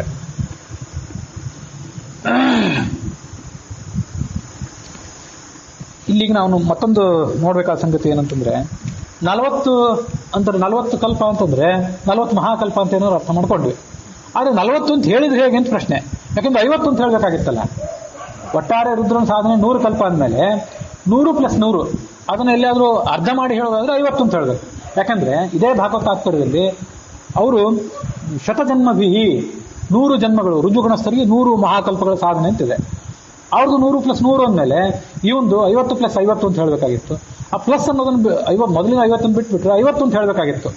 40 ಅಂತ ಭಾಗವತ ತಾತ್ಪರ್ಯ ಯಾಕೆ ಹೇಳಿತ್ತು? ಈಗ ಮತ್ತೊಂದು ಪ್ರಶ್ನೆ ಏನು ಎದುರಿಗಾಯ್ತಂದ್ರೆ, ದಾಸರ ಮಾತುಗಳಿಗೆ ಸರ್ವಮೂಲದಲ್ಲಿ ಎಲ್ಲಿ ಆಧಾರ ಹುಡುಕಬೇಕು ಅನ್ನೋ ಒಂದು ಪ್ರಶ್ನೆ ಇರಲಿ. ಸರ್ವಮೂಲದಲ್ಲೇ ಆಚಾರ್ಯರು ಅನುವ್ಯಾಖ್ಯಾನದಲ್ಲಿ ಒಂಥರ ಹೇಳ್ತಾರೆ, ಭಾಗವತ ತಾತ್ಪರ್ಯದಲ್ಲಿ ಒಂಥರ ಹೇಳ್ತಾರಲ್ಲ ಅಂತ. ಸರ್ವಮೂಲದಲ್ಲೇ ಪರಸ್ಪರ ವಿರೋಧ. ಯಾಕೆಂತಂದ್ರೆ ಸರ್ವಮೂಲದಲ್ಲಿ ಆಚಾರ್ಯರು 4ನೇ ಅಧ್ಯಾಯದಲ್ಲಿ, ಇದು ನಾವೀಗ ಭಾಗವತ ತಾತ್ಪರ್ಯ ಓದಿದೆ, ಅದು ಭಾಗವತ ತಾತ್ಪರ್ಯದ 4ನೇ ಸ್ಕಂದದ 24ನೇ ಅಧ್ಯಾಯದ 29ನೇ ಶ್ಲೋಕ. ಸರ್ವಮೂಲದಲ್ಲಿ ಆಚಾರ್ಯರು 50 ಬ್ರಹ್ಮಣಸ್ತಥಾ ರುದ್ರಸ್ಯ, ಇದು 4ನೇ ಅಧ್ಯಾಯದ 1ನೇ ಪಾದದ 19ನೇ ಸೂತ್ರ. ಇದು ಅಲ್ಲಿ 50 ಬ್ರಹ್ಮಣ ತಥಾ ರುದ್ರಸ್ಯ ಅಂತ ಆಚಾರ್ಯ ಹೇಳಿದ್ದಾರೆ. ಬ್ರಹ್ಮಣಾಂ ಶತಕಾಲಾತ್ತು ಪೂರ್ವಮಾರಬ್ಧ ಸಂಶಯ ಬ್ರಹ್ಮಣಸ್ತ್ವೇವ ತಾವತ್ತು 50 ಬ್ರಹ್ಮಣಸ್ತಥಾ ರುದ್ರಸ್ಯ, ರುದ್ರನಿಗೆ ಬ್ರಹ್ಮರ 50 ಕಲ್ಪ ಸಾಧನೆ. ವಿಂಶದೇವ ಇಂದ್ರಸ್ಯ, ರುದ್ರನಿಗೆ 20 ಅಂದ್ರೆ 20, ಅದು 20 ಕಲ್ಪ ಸಾಧನೆ. ಅರ್ಕಾದಿಕೆ, ಅರ್ಕ ಅಂದ್ರೆ ಸೂರ್ಯನಿಗೆ 10 ಕಲ್ಪ. ಹೀಗೆಲ್ಲ ಹೇಳ್ತಾ ಹೋಗಿದ್ದಾರೆ. ಹಾಗಾಗಿ ಆಚಾರ್ಯರು ಅನುವ್ಯಾಖ್ಯಾನದಲ್ಲಿ 50 ಅಂತ ಹೇಳಿದ್ರು, ಇಲ್ಲಿ 40 ಅಂತ ಹೇಳಿದ್ರಿ ಭಾಗವತ ತಾತ್ಪರ್ಯದಲ್ಲಿ. ಈಗ ದಾಸರ ಮಾತುಗಳಲ್ಲಿ ಅರ್ಥ ಹುಡ್ಕೋದು ಒಂದು ವಿಷಯ, ಅದೊಂದು ಸಮಸ್ಯೆ. ಅದಕ್ಕಿಂತ ಹೆಚ್ಚಾಗಿ ಅನುವ್ಯಾಖ್ಯಾನ ಮತ್ತು ಭಾಗವತ ತಾತ್ಪರ್ಯದಲ್ಲೇ ಆಚಾರ್ಯರು ಭಿನ್ನ ಸಂಗತಿಗಳನ್ನು ಹೇಳಿಬಿಟ್ರಲ್ಲ, ಇದನ್ನ ಹೇಗೆ ಪರಿಹಾರ ಮಾಡ್ಕೊಳ್ಳೋದು ಅಂತ ಮತ್ತೊಂದು ಸಮಸ್ಯೆ ಬಂತು. ಅದಕ್ಕೆ ಏನೇನು ಅರ್ಥ ಮಾಡಬೇಕು, ಒಬ್ಬೊಬ್ಬರೊಂದೊಂದು ರೀತಿ ಅರ್ಥ ಮಾಡ್ತಾರೆ. ಅನುವ್ಯಾಖ್ಯಾನ ಬ್ರಹ್ಮಸೂತ್ರವನ್ನು ಅವಲಂಬಿಸಿಕೊಂಡಿದ್ದು ಆಚಾರ್ಯರ ಅನುವ್ಯಾಖ್ಯಾನ, ವೇದವ್ಯಾಸರು ಬ್ರಹ್ಮಸೂತ್ರಗಳು, ಅದಕ್ಕೆ ಆಚಾರ್ಯರ ಅನುವ್ಯಾಖ್ಯಾನ, ಅದಕ್ಕೆ ಜಯತೀರ್ಥ ನ್ಯಾಯಸುಧ, ಅದಕ್ಕೆ ಅನೇಕ ಟಿಪ್ಪಣಿಗಳಿವೆ. ಪರಿಮಳಾಂತ ರಾಯರ ಟಿಪ್ಪಣಿ ಇದೆ, ಗುರುವರ್ಥ ದೀಪಿಕಾ ಅಂತ ವಾದಿರಾಜ ಸ್ವಾಮಿಗಳ ಟಿಪ್ಪಣಿ ಇದೆ, ಶೇಷ ವಾಕ್ಯಾರ್ಥ ಚಂದ್ರಿಕಾ ಅಂತ ಒಂದು ಟಿಪ್ಪಣಿ ಇದೆ, ಯಾದುಪತ್ಯ ಅಂತ ಮತ್ತೊಂದು ಟಿಪ್ಪಣಿ ಇದೆ. ಯಾದುಪತ್ಯ ಅಂತ ಯಾದವಾರರು ಬರೆದ ಟಿಪ್ಪಣಿ, ಶೇಷ ವಾಕ್ಯಾರ್ಥ ಚಂದ್ರಿಕಾ ಅಂತ ನಿಮ್ಗೊಂದು ಪರಿಚಯ ಮಾಡಿಸ್ಬೇಕು. ವಾಕ್ಯಾರ್ಥ ಚಂದ್ರಿಕಾ ಅಂತ ಅನ್ನೋದು ವಿದ್ಯಾಧೀಶ ಸ್ವಾಮಿಗಳ ಟಿಪ್ಪಣಿ. ವಿದ್ಯಾಧೀಶ ಸ್ವಾಮಿಗಳು ಅಂದರೆ ಪಾಂಡುರಂಗಿ ನರಸಿಂಹಾಚಾರ್ಯ, ಈ ಉತ್ತರಾದಿ ಮಠದ ಪಂಚಾಂಗವನ್ನು ಸಂಶೋಧನೆ ಮಾಡಿದವರು. ಅವ್ರು ಪೂರ್ವಾಶ್ರಮದಲ್ಲಿ ಪಾಂಡುರಂಗಿ ನರಸಿಂಹಾಚಾರ್ಯರು. ಅವರು ಮುಂದೆ ವಿದ್ಯಾಧೀಶರಾಗಿ ಸನ್ಯಾಸ ತಗೊಂಡ್ರು. ಅವರು ವಾಕ್ಯಾರ್ಥ ಚಂದ್ರಿಕಾ ಅಂತ ಟಿಪ್ಪಣಿ ಬರೆದಿದ್ದಾರೆ. ಅದಕ್ಕೆ ಶ್ರೀಮತ್ ಸುಧಾದ್ಭುತಾಂಬೋಧ ವಿಕ್ರೀಡನ ವಿಚಕ್ಷಣಾನ್ ವಾಕ್ಯಾರ್ಥ ಚಂದ್ರಿಕಾಕಾರಾನ್ ವಿದ್ಯಾಧೀಶ ಗುರುನ್ ಭಜೆ ಅಂತ ಮಂಗಳ ಶ್ಲೋಕ ಹೇಳ್ತೇನಲ್ಲ, ಅವರು ವಾಕ್ಯಾರ್ಥ ಚಂದ್ರಿಕಾವನ್ನು ರಚನೆ ಮಾಡಿದವರು, ನ್ಯಾಯಸುಧಾ ಅನ್ನುವಂಥ ಸಮುದ್ರದಲ್ಲಿ ವಿಹಾರ ಮಾಡುವವರು ಅಂತ ಅವ್ರದ್ದು ಸ್ತೋತ್ರ.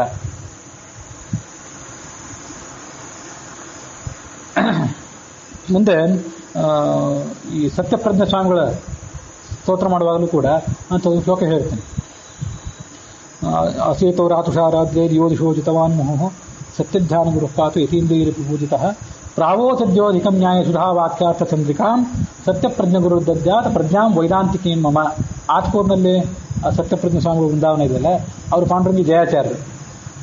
ಅವ್ರದ್ದು ಸ್ತೋತ್ರ ಯಾಕೆ ಮಾಡ್ತೇವೆ ಅಂದರೆ, ಅವರು ಪಾಂಡುರಂಗಿ ಜಯಾಚಾರ್ಯ ಒಂದು ದೃಷ್ಟಿಯಿಂದ ಅವರು ಕೂಡ ವಾಕ್ಯಾರ್ಥ ಚಂದ್ರಿಕಾದಲ್ಲಿ ವಾಕ್ಯಾರ್ಥ ಚಂದ್ರಿಕಾವನ್ನು ಅವಲಂಬಿಸಿಕೊಂಡು ಆ ಸುಧಾಪಾಠವನ್ನು ಹೇಳ್ತಿದ್ರು. ಇವತ್ತು ಸುಧಾಪಾಠ ಹೇಳುವಂಥ ಎಲ್ಲ ಪೀಠಾಧಿಪತಿಗಳು, ಗೃಹಸ್ಥರು ಎಲ್ಲರೂ ಕೂಡ ಏನು ಹೇಳ್ತಾರೆ ರಾಯರು, ಏನು ಹೇಳ್ತಾರೆ ವಾದಿರಾಜ ಸ್ವಾಮಿಗಳು, ಏನು ಹೇಳ್ತಾರೆ ವಾಕ್ಯಾರ್ಥ ಚಂದ್ರಿಕಾಕಾರರು, ವಿದ್ಯಾಧೀಶರು ಅಂತ ನೋಡ್ತಾ ಹೋಗ್ತಾರೆ. ಅದೊಂದು ಪರಿಚಯ ಮಾಡಿಸಿದೆ. ಆ ವಿದ್ಯಾಧೀಶ ಸ್ವಾಮಿಗಳು ಪೂರ್ಣ ವಾಕ್ಯಾರ್ಥ ಚಂದ್ರಿಕಾ ಬರೀಲಿಲ್ಲ. ಬ್ರಹ್ಮಸೂತ್ರದ ಅನುವ್ಯಾಖ್ಯಾನಕ್ಕೆ ನ್ಯಾಯಸುಧಾ ಏನಿದೆ, ಟೀಕಾಚಾರ್ಯ ನ್ಯಾಯಸುಧಾ, ಅದು 4 ಅಧ್ಯಾಯಗಳಿಗೆ ಬರೀಲಿಲ್ಲ ಅವರು. ಕೆಲವು 1-2 ಅಧ್ಯಾಯಗಳಿಗೆ ಮಾತ್ರ ಬರೆದ್ರು. ಮುಂದೆ ಅವರ ಸಹೋದರ ನಮ್ಮ ನೆನಪು, ಅದೆಲ್ಲ ನೀವು ಫೋನ್ ಮೂಲಕ ಕೇಳೋರು ವೀರನಾರಾಯಣನ್ ಕೇಳಿದರೆ ಸ್ಪಷ್ಟವಾಗಿ ಒಂದು ಸಹೋದರನೋ ತಮ್ಮನೋ ಅಥವಾ ಮಗನೋ ಇನ್ನೊಂದು ಸಂಬಂಧ ಇರ್ತದೆ. ನನಗೆ ಅವೆಲ್ಲ ವಂಶಾವಳಿಗಳು ತಲೆಯಲ್ಲಿಲ್ಲ. ನಿಮ್ಗೆ ಆ ಪುಸ್ತಕಗಳನ್ನು ತೋರಿಸಿದ್ದಲ್ಲ, ಅಲ್ಲಾದರೂ ಪೂರ್ಣ ವಿವರ ಇರ್ತದೆ ಅದರದೆಲ್ಲ. ಅಂತೂ ಪಾಂಡುರಂಗಿ ಗುರುರಾಜಾಚಾರ್ಯ ಅನ್ನೋರು ವಾಕ್ಯಾರ್ಥ ಚಂದ್ರಿಕಾ ಯಾವುದು ಅಪೂರ್ಣ ಆಗಿತ್ತಲ್ಲ, ಅದನ್ನು ಶೇಷ ವಾಕ್ಯಾರ್ಥ ಚಂದ್ರಿಕಾ ಅಂತ ಬರೆದ್ರು. ಅಂದರೆ ವಾಕ್ಯಾರ್ಥ ಚಂದ್ರಿಕಾವನ್ನು ಕಂಪ್ಲೀಟ್ ಮಾಡಿದರು. ಅವ್ರದ್ದು ಜಮಖಂಡಿ ಹತ್ತಿರ ಶೂರ್ಪಾಲ ಇದೆಯಲ್ಲ, ಅಲ್ಲೊಂದು ಅರಳಿ ವೃಕ್ಷ ಇದೆಯಲ್ಲ, ಅದಕ್ಕೊಂದು ಕಟ್ಟೆ ಕಟ್ಟಿಸಿ ಬಂದಿವಲ್ಲ, ಅದು ಆ ಪಾಂಡುರಂಗಿ ಗುರುರಾಜಾಚಾರ್ಯ. ಆ ಶೇಷ ವಾಕ್ಯಾರ್ಥ ಚಂದ್ರಿಕಾಕಾರರು ಮತ್ತೆ ಯಾದುಪತ್ಯ ಅಂತ ಯಾದವಾರರು ಬರೆದಿದ್ದು ಅವೆಲ್ಲ ವ್ಯಾಖ್ಯಾನಗಳು.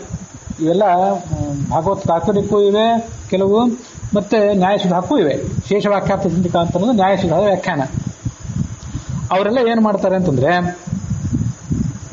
ಭಾಗವತ ತಾತ್ಪರ್ಯದಲ್ಲಿ 40 ಕಲ್ಪ ಅಂತಿದೆಯಲ್ಲ, ಅದನ್ನು ಗಟ್ಟಿಯಾಗಿ ಹೀರಿ, ಅನುವ್ಯಾಖ್ಯಾನದಲ್ಲಿ 50 ಕಲ್ಪ ಅಂತ ಅನ್ನೋದನ್ನು ಬಿಟ್ಟು ಬಿಡ್ರಿ, 50 ಅಂತ ಅರ್ಥ ಮಾಡ್ಕೊಳ್ಬಿಡ್ರಿ, 40 ಮಾತ್ರ ಅರ್ಥ ಮಾಡ್ಕೊಳ್ರಿ ಅಂತ ಹೇಳ್ತಾರೆ. ಯಾರು ಅಂದರೆ ಶೇಷ ವಾಕ್ಯಾರ್ಥ ಚಂದ್ರಿಕಾಕಾರರು. ಮತ್ತೆ ಯಾದುಪತ್ಯದಲ್ಲಿ ಕಮಲಾಪತಿ ದಾಸರು ಅಂತ ಈ ಹರಿಕಥಾಮೃತ ಟಿಪ್ಪಣಿ ಬರೀತಾರಲ್ಲ, ಅವರು ಇದನ್ನು ಬರೆದಿದ್ದಾರೆ. ಇದನ್ನೆಲ್ಲ ನಿಮ್ಗೆ ಯಾಕೆ ಹೇಳ್ತಿದ್ದೇನೆ ಅಂತಂದ್ರೆ, ಈಗ ಆ ಟಿಪ್ಪಣಿಕಾರರು ಹೇಳ್ತಾರೆ, ಈ ಟಿಪ್ಪಣಿಕಾರರು ಹೇಳ್ತಾರೆ ಅಂತ ಹೇಳೋ ಉದ್ದೇಶ ಏನು ಅಂತಂದ್ರೆ, ಶೇಷ ವಾಕ್ಯಾರ್ಥ ಚಂದ್ರಿಕಾಕಾರರು ಮತ್ತು ವಾಕ್ಯಾರ್ಥ ಚಂದ್ರಿಕಾಕಾರರು ಎಲ್ಲರೂ ಪಾಂಡುರಂಗಿಯವರು. ಅಷ್ಟು ಹೇಳಿದ್ರು ಕೂಡ ಅವ್ರ ಪಕ್ಷವನ್ನು ನಾನು ಒಪ್ಕೊಂಡಿಲ್ಲ. ನಾನು ಒಪ್ಕೊಳ್ಳೋ ಪಕ್ಷ ಇವರಿಬ್ರು ಹೇಳಿದ್ಕಿಂತ ಭಿನ್ನವಾದ ಪಕ್ಷವನ್ನು ಒಪ್ಕೋತಿದ್ದೇನೆ. ನಮ್ಮವರು ಅನ್ನೋ ಕಾರಣಕ್ಕಾಗಿ ಯಾವ ಪಕ್ಷವನ್ನು ಒಪ್ಕೊಂಡಿಲ್ಲ. ಅವ್ರು ಯಾವ ಪಕ್ಷ ಒಪ್ಕೋತೀರಿ ಅಂತಂದ್ರೆ, ಮುಂದೆ ಇನ್ನೊಂದು ಪಕ್ಷ ಇದೆ. ಭಾಗವತ ತಾತ್ಪರ್ಯಕ್ಕೆ ಆಯಿ ನರಸಿಂಹಾಚಾರ್ಯ ಅಂತ ನೆನಪು. ಅವ್ರು ಯಾವ ವಂಶದವರು ಅಂತೂ ನನಗೆ ಗೊತ್ತಿಲ್ಲ, ನಮ್ಮ ವಂಶದವರಂತೂ ಅಲ್ಲ, ಯಾವ ವಂಶದವರಂತೂ ಗೊತ್ತಿಲ್ಲ. ಭಾಗವತ ತಾತ್ಪರ್ಯಕ್ಕೆ ಪ್ರಬೋಧಿನಿ ಅಂತ ಟಿಪ್ಪಣಿ ಬರೆದಿದ್ದಾರೆ. ಅವರೊಂದು ಬೇರೆ ಅರ್ಥ ಹೇಳ್ತಾರೆ. ಅನುವ್ಯಾಖ್ಯಾನ 50 ಅಂತ ಹೇಳಿದೆಯಲ್ಲ 4ನೇ ಅಧ್ಯಾಯ, ಭಾಗವತ ತಾತ್ಪರ್ಯ 40 ಅಂತ ಹೇಳಿದೆಯಲ್ಲ, ಆ 50ರಲ್ಲಿ 40ನ್ನ ಒಳಗೆ ಮಾಡ್ಕೊಳ್ರಿ. ಅಂದ್ರೆ ಒಟ್ಟಾರೆ ರುದ್ರನ ಸಾಧನೆ 50 ಕಲ್ಪ. ಆ 50 ಕಲ್ಪ ಪ್ರಾರಬ್ಧ ಏನು ಅನುಭವಿಸ್ತಾನಲ್ಲ, ಅದರಲ್ಲಿ 40 ಕಲ್ಪ ಸಮಯದ ಕಡೆ ಶಿಷ್ಯತ್ವ ವಹಿಸಿದ ಅಂತ ತಿಳ್ಕೊಳ್ರಿ.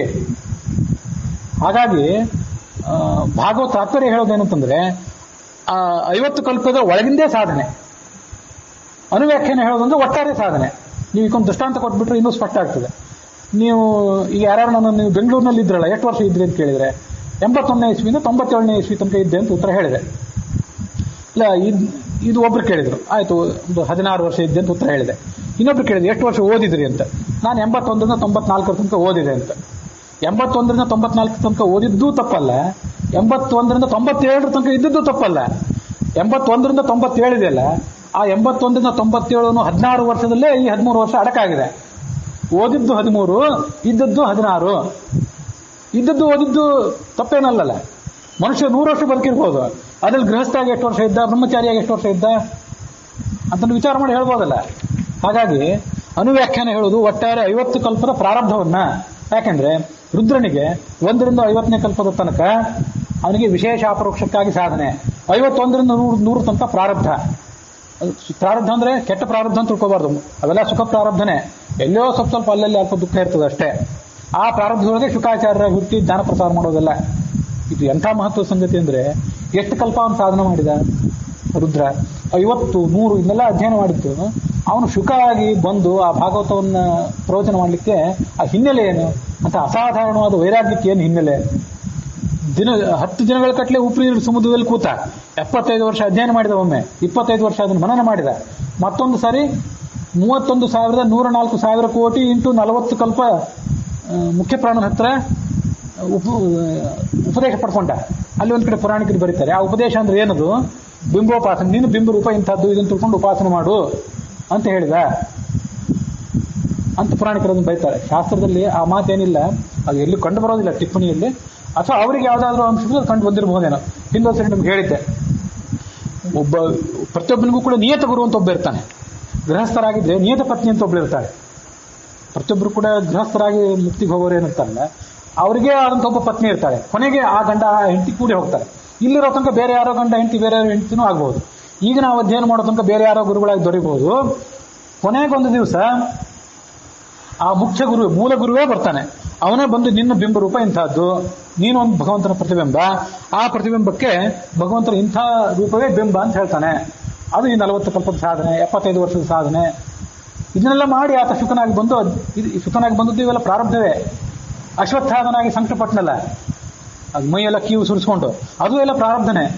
ಇಂಥ ವಿಚಿತ್ರವಾದ ಪ್ರಾರಬ್ಧ ಇರ್ತದೆ ದೇವತೆಗಳದ್ದು. ಅಂತೂ ಅನುವ್ಯಾಖ್ಯಾನ ಹೇಳುದು 50 ಕಲ್ಪದ ಪ್ರಾರಬ್ಧವನ್ನ,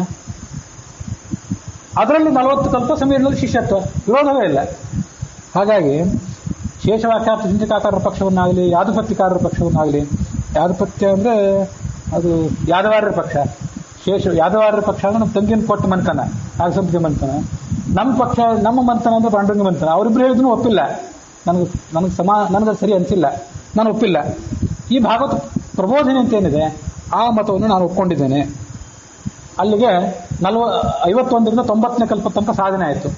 91ರಿಂದ 98 ತನಕ ಮತ್ತು ಏನೇನೋ ಮಾಡಿದ, ಇನ್ನೇನೇನೋ ಓದಿದ, ಅಧ್ಯಯನ ಮಾಡಿದ. 99ರಲ್ಲಿ ರುದ್ರನಾದ, 100ರಲ್ಲಿ ಶೇಷನಾಗಿ ಮುಕ್ತಿಗೆ ಹೋಗಿಬಿಟ್ಟ. ಇದು ಅದನ್ನೆಲ್ಲ ನಾವು ಒಟ್ಟಾರೆ ತಿಳ್ಕೊಳ್ಬೇಕಾದಂಥ ಸಂಗತಿ.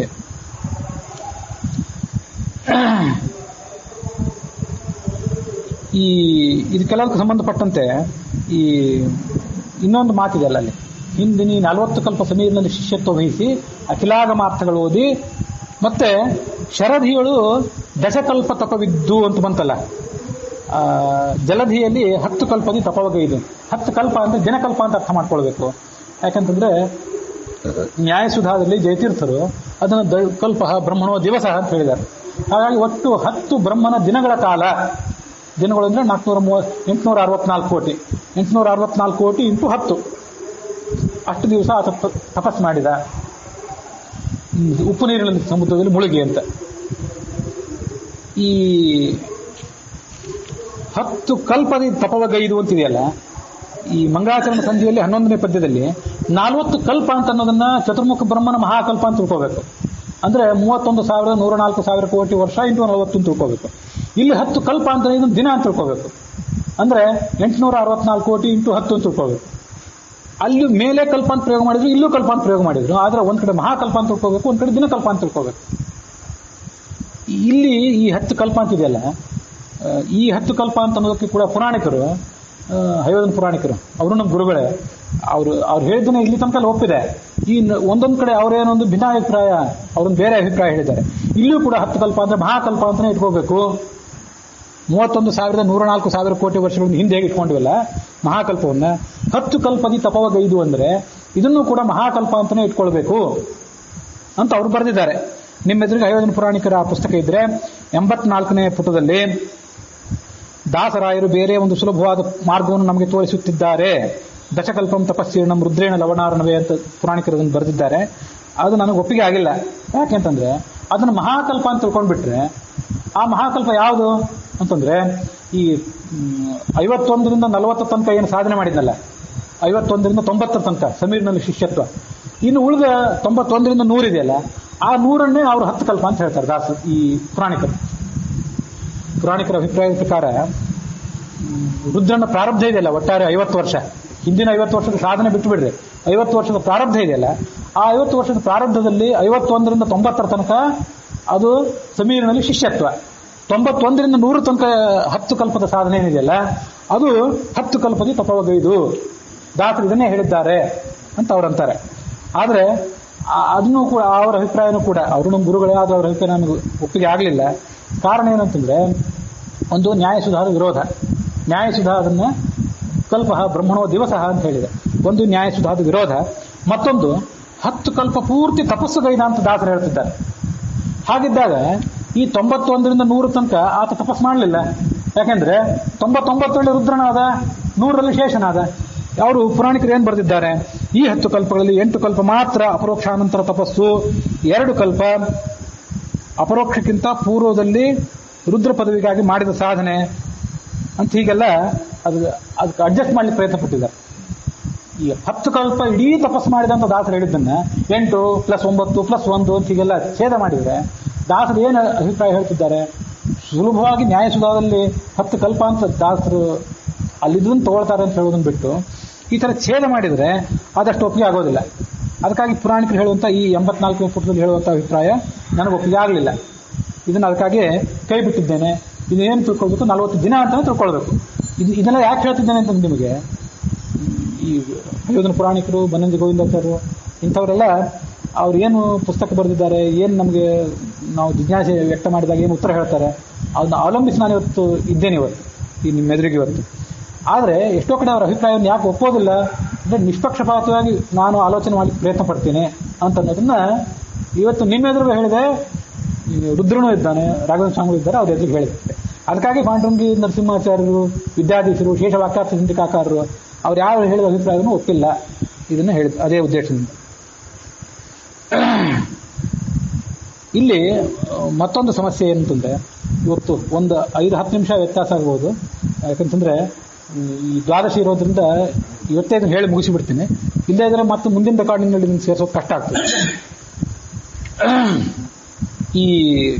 ಇದೇ ಸಂಧಿಯ 42ನೇ ಪದ್ಯ ಇದೆಯಲ್ಲ, ಈ ಅಪರೋಕ್ಷ ತಾರತಮ್ಯ ಸಂಧಿಯ 42ನೇ ಪದ್ಯ, ಅಲ್ಲಿ ಒಂದು ಸಮಸ್ಯೆ. ಪಾದನ್ಯೂನ ಶತಾಬ್ದ ಪರ್ಯಂತ 75 ವರ್ಷ ಉಗ್ರತಪ ಅನ್ನೋ ಹೆಸರಿನಿಂದ ನೀನು ಓದಿದಿ ಅಂತ ಬಂತು. ಮುಂದೆ ಲವಣೋದಧಿಯೊಳಗೆ ತಪಸ್ಸು ಮಾಡಿದಿ ಉಪ್ಪು ನೀರಿನ ಸಮುದ್ರದಲ್ಲಿ. ಎಷ್ಟು ಅಂದ್ರೆ 10 ಕಲ್ಪ. ಆ ಬಳಿಕ ಮಹಾದೇವ ಪದವಿ ನಿನಗೆ ಬಂತು ಅಂತ ದಾಸರು ಹೇಳಿದ್ದಾರೆ ಈ ಪದ್ಯದಲ್ಲಿ. ಆದ್ರೆ ಇದು ಸಮಸ್ಯಾತ್ಮಕ ಆಗಿದೆ. ಯಾಕಂದ್ರೆ ಅವನಿಗೆ ರುದ್ರ ಪದವಿ ಬಂದದ್ದು ಮೊದಲು, 10 ಕಲ್ಪ ತಪಸ್ಸು ಮಾಡಿದ್ದು ಆಮೇಲೆ. ಅನುವ್ಯಾಖ್ಯಾನ ಹಾಗೆ ಹೇಳಿದೆ, ದಶಕಲ್ಪಂ ತಪಸ್ಸೀರ್ಣಂ ರುದ್ರೇಣ ಲವಣಾರ್ಣವೇ. ಆತ ರುದ್ರನಾಗಿ ಇದ್ದಾಗ ಆತ ಏನ್ ಮಾಡಿದ ಅಂದ್ರೆ 10 ಕಲ್ಪ ತಪಸ್ಸು ಮಾಡಿದ ಅಂತ ವಿವರಣೆ ಇದೆ. ಮತ್ತೆ ಸುಧಾದ ಟಿಪ್ಪಣಿಗಳು ಕೂಡ ಹಾಗೆ ಹೇಳಿವೆ. ಸುಧಾನು ಹಾಗೆ ಹೇಳಿದೆ, ಸುಧಾದ ಟಿಪ್ಪಣಿಗಳು ಹಾಗೆ ಹೇಳಿವೆ. ಹಾಗಿರುವಾಗ ಈತ 10 ಕಲ್ಪ ಮೊದಲು ತಪಸ್ಸು ಮಾಡಿ ಆಮೇಲೆ ರುದ್ರ ಪದವಿ ಪಡೆದ ಅಂತ ದಾಸರಲ್ಲಿ ಹೇಳ್ತಿದ್ದಾರಲ್ಲ, ಇದಕ್ಕೇನು ಪರಿಹಾರ? ಇದಕ್ಕೂ ಇಂಥವೆಲ್ಲ ಸಮಸ್ಯೆಗಳು ಬಂದಾಗ ಒಂದು 2-3 ರೀತಿಯಾಗಿ ಪರಿಹಾರ ಮಾಡಬೇಕಾಗ್ತದೆ. ಹಾಗಾದ್ರೆ ಮೊದಲಾಗಿದ್ದ್ಯಾವುದು, ಆಮೇಲೆ ಆಗಿದ್ದ್ಯಾವುದು? ಎಲ್ಲರ ಅಭಿಪ್ರಾಯದಲ್ಲೂ ಕೂಡ ಮೊದಲಾಗಿದ್ದೇನು ಅಂತಂದ್ರೆ ರುದ್ರನ ಪದವಿಯೇ ಮೊದಲು, ಆಮೇಲೆ ಈ 10 ಕಲ್ಪದ ತಪಸ್ಸು, 10 ದಿನ ಕಲ್ಪದ ತಪಸ್ಸು. ಅದನ್ನ ಸುವಿದ್ಯಾನಂದ ಸ್ವಾಮಿಗಳು ಪರಿಹಾರ ಮಾಡಿದ ರೀತಿ ಬೇರೆ ಇದೆ, ಹಯೋಧನ ಪುರಾಣಿಕರು ಪರಿಹಾರ ಮಾಡಿದ ರೀತಿ ಬೇರೆ ಇದೆ. ಸುವಿದ್ಯಾನಂದ ಸ್ವಾಮಿಗಳು ಹೇಳಿದ ಮಾರ್ಗ ನನಗೆ ಅದು ಒಪ್ಪಿಗೆ ಆಗಿದೆ. ಹಯೋಧನ ಪುರಾಣಿಕರು ಏನು ಹೇಳಿದ್ದಾರೆ ಅಂತಂದ್ರೆ, ಪಾದನ್ಯೂನ ಶತಾಬ್ದ ಪರ್ಯಂತ ಓದಿ ಉಗ್ರತಪಾಫಯದಿ ಲವಣೋದದಿಯೊಳಗೆ ಕಲ್ಪದಶತಪವಿದ್ದು ಅನಂತರದಿ ಸಾಧಿಸಿದ ಮಹದೇವ ಪದವ ಅಂತ ಶಬ್ದ ಇದೆ ನೋಡಿ. ಮಹದೇವ ಪದ ಅಂದ್ರೆ ರುದ್ರ ಪದ ಅಂತ ಅರ್ಥ. ರುದ್ರ ಪದವಿ, ಮಹಾದೇವ ಅಂದ್ರೆ ಪ್ರಧಾನಮಂತ್ರಿ ಪದವಿ ಹೇಗೋ, ರಾಷ್ಟ್ರಪತಿ ಪದವಿ ಹೇಗೋ ಹಾಗೆ ರುದ್ರ ಪದ ಅಂತ ಇಲ್ಲಿ ಅರ್ಥ ಕಾಣಿಸ್ತದೆ. ಮಹದೇವ ಪದ ಅಂತ ಅಖಂಡವಾಗಿದ್ದದನ್ನ ಮಹದೇವ ಅಂತ ಪ್ರತ್ಯೇಕವಾಗಿ ಓದ್ರಿ, ಪದ ಅಂತ ಪ್ರತ್ಯೇಕವಾಗಿ ಓದ್ರಿ ಅಂತ ಹೇಳ್ತಾರೆ ಪುರಾಣಿಕರು. ಇದೆಲ್ಲ 85ನೇ ಪುಟದಲ್ಲಿದೆ, ನೀವು ಪುಸ್ತಕ ನೋಡ್ತಿದ್ರೆ ಅದನ್ನು ನೋಡಬಹುದು. ಮಹಾದೇವನೇ, ರುದ್ರದೇವನೇ, ನೀನು ಪದವನ್ನು ಸಾಧಿಸಿದಿ. ಯಾವ ಪದವನ್ನ ಅಂತಂದ್ರೆ ಶೇಷ ಪದವನ್ನು ಅಂತ ಮುಂದೆ ಇದೆ. ನೀನು ಮೊದಲೇ ರುದ್ರ ಪದವಿಯಲ್ಲಿದ್ದಿ, ಆ ರುದ್ರ ಪದವಿಯಲ್ಲಿದ್ದವನೇ ನೀನು 10 ಕಲ್ಪ ತಪಸ್ಸು ಮಾಡಿದಿ ಉಪ್ಪು ನೀರಿನ ಸಮುದ್ರದಲ್ಲಿ, ಆಮೇಲೆ ಪದವನ್ನ ಪಡ್ಕೊಂಡಿ. ಯಾವ ಪದ ಅಂತಂದ್ರೆ ಶೇಷ ಪದ ಅಂತ ಹೀಗೆ ಪುರಾಣಿಕರು ವ್ಯಾಖ್ಯಾನ ಮಾಡಿದ್ದಾರೆ. ಇಲ್ಲಿ ಸಮಸ್ಯೆ ಏನಂತಂದ್ರೆ, ಮಹಾದೇವನೇ ಅಂತ ಒಂದು ತಗೊಂಡು ಪದವ, ಯಾವ ಪದವ? ಶೇಷ ಪದವನು. ಶೇಷ ಪದ, ಶೇಷ ಅಂತ ಒಂದು ಶಬ್ದ, ಪದ ಅಂತ ಒಂದು ಶಬ್ದ ದಾಸರು ಪ್ರಯೋಗ ಮಾಡಿದ್ದಾಗಿದೆ ಈಗಾಗಲೇ. ಪದ ಅಂತ ಒಮ್ಮೆ ಪ್ರಯೋಗ ಮಾಡಿದ ಮೇಲೆ ಹಿಂದೆ ಮತ್ತೊಂದು ಕಡೆ ಯಾಕೆ ಪದ ಅಂತ ಪ್ರಯೋಗ ಮಾಡ್ತಾರೆ? ಆ ಪದ ಅಂತ ಅನ್ನೋದನ್ನು ಮಹಾದೇವ ಶಬ್ದದಿಂದ ಬೇರ್ಪಡಿಸಿದ ಮೇಲೆ ಪದ ಅನ್ನೋ ಶಬ್ದ ಪುನರುಕ್ತ ಆಯ್ತಲ್ಲ. ಪದಾನು ಶಬ್ದಕ್ಕೆ ರಿಪೀಟೆನ್ಸ್ ಬಂತಲ್ಲ, ಇದು ಸಮಸ್ಯೆ. ಹಾಗಾಗಿ ಇದನ್ನ ಹೈದನ್ ಪುರಾಣಿಕರು ಹೇಳಿದ್ದನ್ನ ನಾನು ಕೂಡ ಒಪ್ಪಿಲ್ಲ. ಯಾಕೆ? ಒಂದು ಉದಾಹರಣೆ ಹೇಳ್ತೇನೆ. ಮಾತಾಡುವಾಗ ಮನುಷ್ಯ ಸ್ವಲ್ಪ ಏನೋ ಅಸ್ತವ್ಯಸ್ತವಾಗಿ ಮಾತಾಡಬಹುದು. ಕವನ ಬರೆಯುವಾಗ, ಲೇಖನ ಬರೆಯುವಾಗ ಪುನರುಕ್ತಿ ಆಗುವಂತೆ ಬರೀಬಾರದು. ಉದಾಹರಣೆಗೆ, ಆ ಕಪಾಟ್ನಲ್ಲಿ ಒಂದು ಪುಸ್ತಕ ಇದೆ, ನೀಲಿ ಪುಸ್ತಕ, ಯಾವ್ದು ಗೊತ್ತಾಯ್ತಾ? ನೀಲಿ ಪುಸ್ತಕ, ಅದನ್ನು ತಗೊಂಡ್ ಬಾ ಅಂತಂತೇವೆ. ಮಾತಾಡುವಾಗ ಮೊದಲು ಪುಸ್ತಕ ಅಂದಿವಿ, ಆಮೇಲೆ ನೀಲಿ ಪುಸ್ತಕ ಅಂದಿವಿ, ಗೊತ್ತಾಯ್ತಾ ಅಂತಂದಿವಿ. ಇದು ಹೀಗೆ ಕವನ ಬರೆಯುವಾಗ, ಲೇಖನ ಬರೆಯುವಾಗ ಯಾರು ಬರೆಯೋಲ್ಲ. ಆ ಕಪಾಟಿನಲ್ಲಿ ಒಂದು ನೀಲಿ ಪುಸ್ತಕವಿದೆ, ಅದನ್ನು ತೆಗೆದುಕೊಂಡು ಬಾ ಅಂತ ಸ್ಪಷ್ಟವಾಗಿ ಮಾತಾಡ್ತಾರೆ. ಈಗ ಆ ಕಪಾಟಿನಲ್ಲಿ ಪುಸ್ತಕವಿದೆ, ನೀಲಿ ಪುಸ್ತಕ, ಅದನ್ನು ತೆಗೆದುಕೊಂಡು ಬಾ ಅಂತ ಪ್ರಯೋಗ ಮಾಡಿದರೆ ಅದು ರಿಪೀಟೆನ್ಸ್ ಆಯಿತು. ಪುಸ್ತಕವನ್ನು ಮೊದಲನೇ ಶಬ್ದಕ್ಕೆ ಮೀನಿಂಗ್ ಇಲ್ದಂಗೆ ಆಯಿತು. ದಾಸವಂತಹ ಘನಪಂಡಿತ ಹೀಗೆ ಪ್ರಯೋಗ ಮಾಡ್ತಾನೆ ಅಂತ ನನಗನ್ಸೋದಿಲ್ಲ. ಅದಕ್ಕಾಗಿ ಇದನ್ನು ಬಿಟ್ಟು ಬಿಡೋಣ. ಆದರೆ ಏನು ಅರ್ಥ ಮಾಡಬೇಕು ಅಂತಂದ್ರೆ, ನಮಗೆ ಇಂಥ ಸಮಸ್ಯೆಗಳು ಬೇಕಾದ ಕಡೆ ಎದುರಾಗಿದೆ. ಹಿಂದೊಂದು ಪದ್ಯದಲ್ಲಿ ನಿಮಗೆ ನೆನಪಿದೆ, ಈ ಪ್ರಿಯವೃತ ಮೊದಲಾದವರಿಗೆ ಸಮರು ಅಂತ.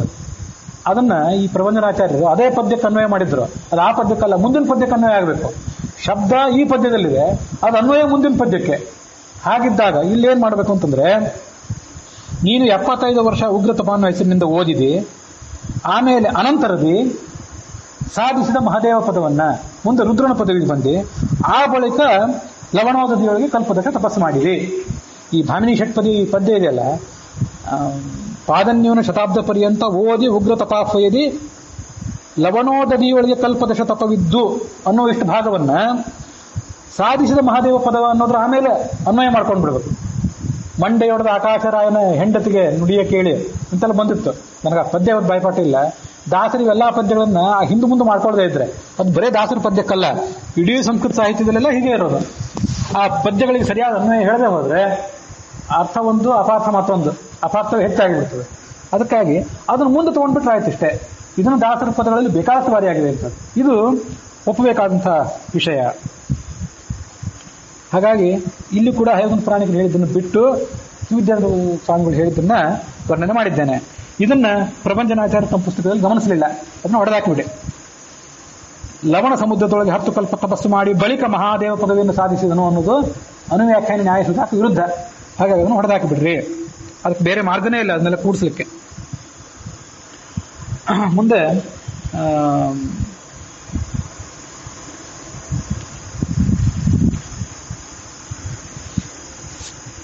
ಈ ಲಾತವ್ಯ ಅನ್ನೋ ಶಬ್ದ ಒಂದ್ 2-3 ಕಡೆ ಬಂತು. ಆ ಲಾತವ್ಯ ಅಂತಂದ್ರೆ ಹೇಗೆ, ಅದೇನು ಸಾಧನೆ, ಅದನ್ನು ಕೂಡ ನೋಡ್ಬೇಕು. ಈಗ ದಾಸರು ಲಾತವ್ಯ ಲಾತವ್ಯ ಅಂತ ಶಬ್ದ ಪ್ರಯೋಗ ಮಾಡಿದ್ರು.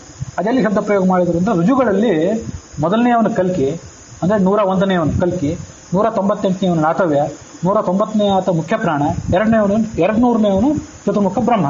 ಇದು ದಾಸರು ಪ್ರಯೋಗ ಮಾಡಿದ್ದು.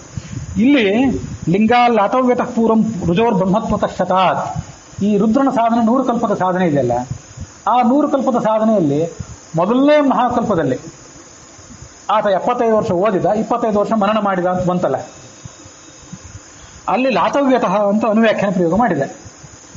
ಆವಾಗ ಇವನಿಗೆ ಕಲ್ಕಿ ಅಂತ ಹೆಸರಿತ್ತೆ ಹೊರತು ಲಾತವ್ಯ ಅಂತ ಹೆಸರು ಇರ್ಲಿಲ್ವಲ್ಲ ಅಂತ ಪ್ರಶ್ನೆ. ಲಾತವ್ಯ ಅಂತ ಅನುವ್ಯಾಖ್ಯಾನ ಪ್ರಯೋಗ ಹೇಗೆ ಮಾಡಿತ್ತು? ಲಾತವ್ಯ ಅನ್ನೋ ಶಬ್ದಕ್ಕೆ ಅಲ್ಲಿ ಏನರ್ಥ? ಯಾಕಂದ್ರೆ ಲಾತವ್ಯ 198ನೇವನು, ಈ ಕಲ್ಕಿ 101ನೇವನು.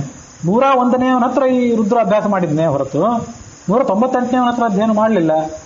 198ನೇವನಿಗೆ ಲಾತವ್ಯ ಅಂತ ಹೆಸರು, 101ನೇವನಿಗೆ ಕಲ್ಕಿ ಅಂತ ಹೆಸರು. ಲಾತವ್ಯ ಅನ್ನೋ ಶಬ್ದವನ್ನು 198ನೇವನಿಗೆ ಪ್ರಯೋಗ ಮಾಡಬೇಕೆ ಹೊರತು 101ನೇವನಿಗೆ ಪ್ರಯೋಗ ಮಾಡಬಾರದು. ಹಾಗಾಗಿ ಕಲ್ಕಿ ಸಮೀಪದಲ್ಲಿ, ಕಲ್ಕಿ ಅಂತ ಹೆಸರಿದ್ದಂತಹ ರುಜುಗುಣಸ್ಥನ ಸಮೀಪ ಇದನ್ನು ನೀವು ಅಧ್ಯಯನ, ಈ ರುದ್ರ ಅಧ್ಯಯನ ಮಾಡಿದ ಅಂತ ಹೇಳಬೇಕಾಗಿತ್ತೇ ಹೊರತು ಲಾತವ್ಯ ಅಂತ ಹೇಗೆ ಹೇಳಿದ್ರು ಅಂತ ಒಂದು ಪ್ರಶ್ನೆ. ಅದಕ್ಕೆ ಏನು ಉತ್ತರ ಅಂತಂದ್ರೆ, ಅಲ್ಲಿ ಲಾತವ್ಯ ಅಂತಂದ್ರೆ ಅದೊಂದು ಪದವಿ ಅಲ್ಲ. 198ರಲ್ಲಿ ಲಾತವ್ಯ, ಅದಕ್ಕಿಂತ ಹಿಂದೆ ಗಾತವ್ಯ, 197 ಇದೆಲ್ಲ ಬಂತಲ್ಲ, ಅವೆಲ್ಲ ಪದವಿಗಳು. ಇಲ್ಲಿ ಕಲ್ಕಿಯನ್ನ ಲಾತವ್ಯ ಅಂತ ಹೇಳಿದ್ರಲ್ಲ, ಇದು ಪದವಿ ಅಲ್ಲ, ಇದು ಅದಕ್ಕೆ ಲಾತವ್ಯ ಅಂದ್ರೆ ಗುರು ಅಂತ ಅರ್ಥ.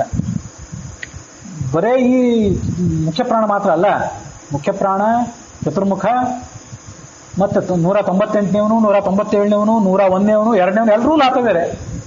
ಇವೆಲ್ಲರೂ ಲಾತವ್ಯರು. ಈ ದೃಷ್ಟಿಯಿಂದ ಅನುವ್ಯಾಖ್ಯಾನ ತಿಳ್ಕೊಳ್ಬೇಕು. ಅದಕ್ಕೆ ಲಿಂಗ ಅಂತ ಶಬ್ದ ಪ್ರಯೋಗ ಮಾಡಿದ್ದಾರೆ. ಲಿಂಗ ಅಂತಂದ್ರೆ ಆ ವೈಶಿಷ್ಟ್ಯದಿಂದ ಅಂತ ಅರ್ಥ. ಅದ್ಯಾವ ವೈಶಿಷ್ಟ್ಯ ಅಂತಂದ್ರೆ, ಅಪರೋಕ್ಷ ಜ್ಞಾನ ಸಾಧನೆ ಮಾಡ್ಕೊಂಡಂತ ವೈಶಿಷ್ಟ್ಯ ಅಂತ ಮಹಾ ವೈಶಿಷ್ಟ್ಯ ಇವನಿಗಿದೆ. ಯಾಕಂದ್ರೆ ಈ ರುಜುಗುಣಸ್ಥ ಕಲ್ಕಿ ಹಿಂದಿನ 100 ಕಲ್ಪಗಳಲ್ಲಿ ವಿಶೇಷ ಸಾಧನೆ ಮಾಡಿ 100 ಕಲ್ಪ ಮುಗಿತಾ ಬಂದಿದ್ದಂತೆ ವಿಶೇಷ ಅಪರೋಕ್ಷವನ್ನು ಪಡ್ಕೊಂಡು ತಯಾರಾಗಿ ನಿಂತಿದ್ದಾನೆ ಗುರು ಪದವಿಗೆ, ಜಗದ್ಗುರು ಪದವಿಗೆ. 101ನೇ ಕಲ್ಕಿಯಾಗ ಆ ಕಲ್ಕಿನೇ ಲಾತವ್ಯ ಅಂತ ಅನ್ಸ್ಕೊಂಡ. ಯಾಕಂದ್ರೆ ಗುರು ಆದ್ರಿಂದ ಅವನ ಹತ್ರ ಈ ಉಗ್ರತಪ 75 ವರ್ಷ ತಪಸ್ಸು ಮಾಡಿ 75 ವರ್ಷ ಅಧ್ಯಯನ ಮಾಡಿದ, ಮುಂದೆ 25 ವರ್ಷ ಓದಿದ್ದನ್ನು ಮನನ ಮಾಡಿದ. ಇದು ಅಲ್ಲಿ ಬಂದಿರುವಂತ ಸಂಗತಿ. ಇದನ್ನ ವಾದಿರಾಜ ಸ್ವಾಮಿಗಳು ಕೂಡ ಗುರುವರ್ಥ ದೀಪಿಕಾದಲ್ಲಿ ನ್ಯಾಯಸುಧಾ ಟಿಪ್ಪಣಿ ಅದು ಅಲ್ಲಿ ಹೇಳ್ತಾರೆ, ಉಗ್ರತಪನಿಗೆ ಬಿಂಬೋಪದೇಶ ಮಾಡಿದ ಮೊದಲನೆಯ ರುಜುವಾದಂತಹ ಕಲ್ಕಿಯೇ ಆತನೇ ಲಾತವ್ಯ ಅಂತ ಪುರಾಣಿಕರು ಬಿಂಬೋಪದೇಶ ಮಾಡಿದವನು ಅಂತ ಬರೆದಿದ್ದಾರೆ.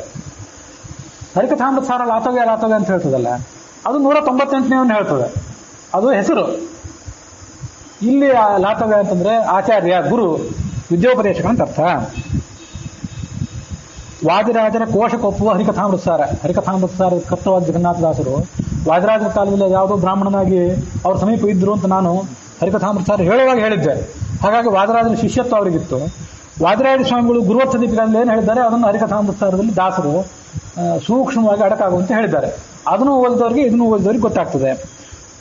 ವಿಜಯದಾಸರು ಸುಳಾದಿಯಲ್ಲಿಯೂ ಕೂಡ 98 ಮಂದಿ ಲಾತವ್ಯರು ಕಾಣೋ, ಒಬ್ಬನೇ ಲಾತವ್ಯ ಅಲ್ಲ, 198 ಮಾತ್ರ ಲಾತವ್ಯ ಅಲ್ಲ, ಎಲ್ಲರೂ ಲಾತವ್ಯರೇ ಗುರುಗಳೇ.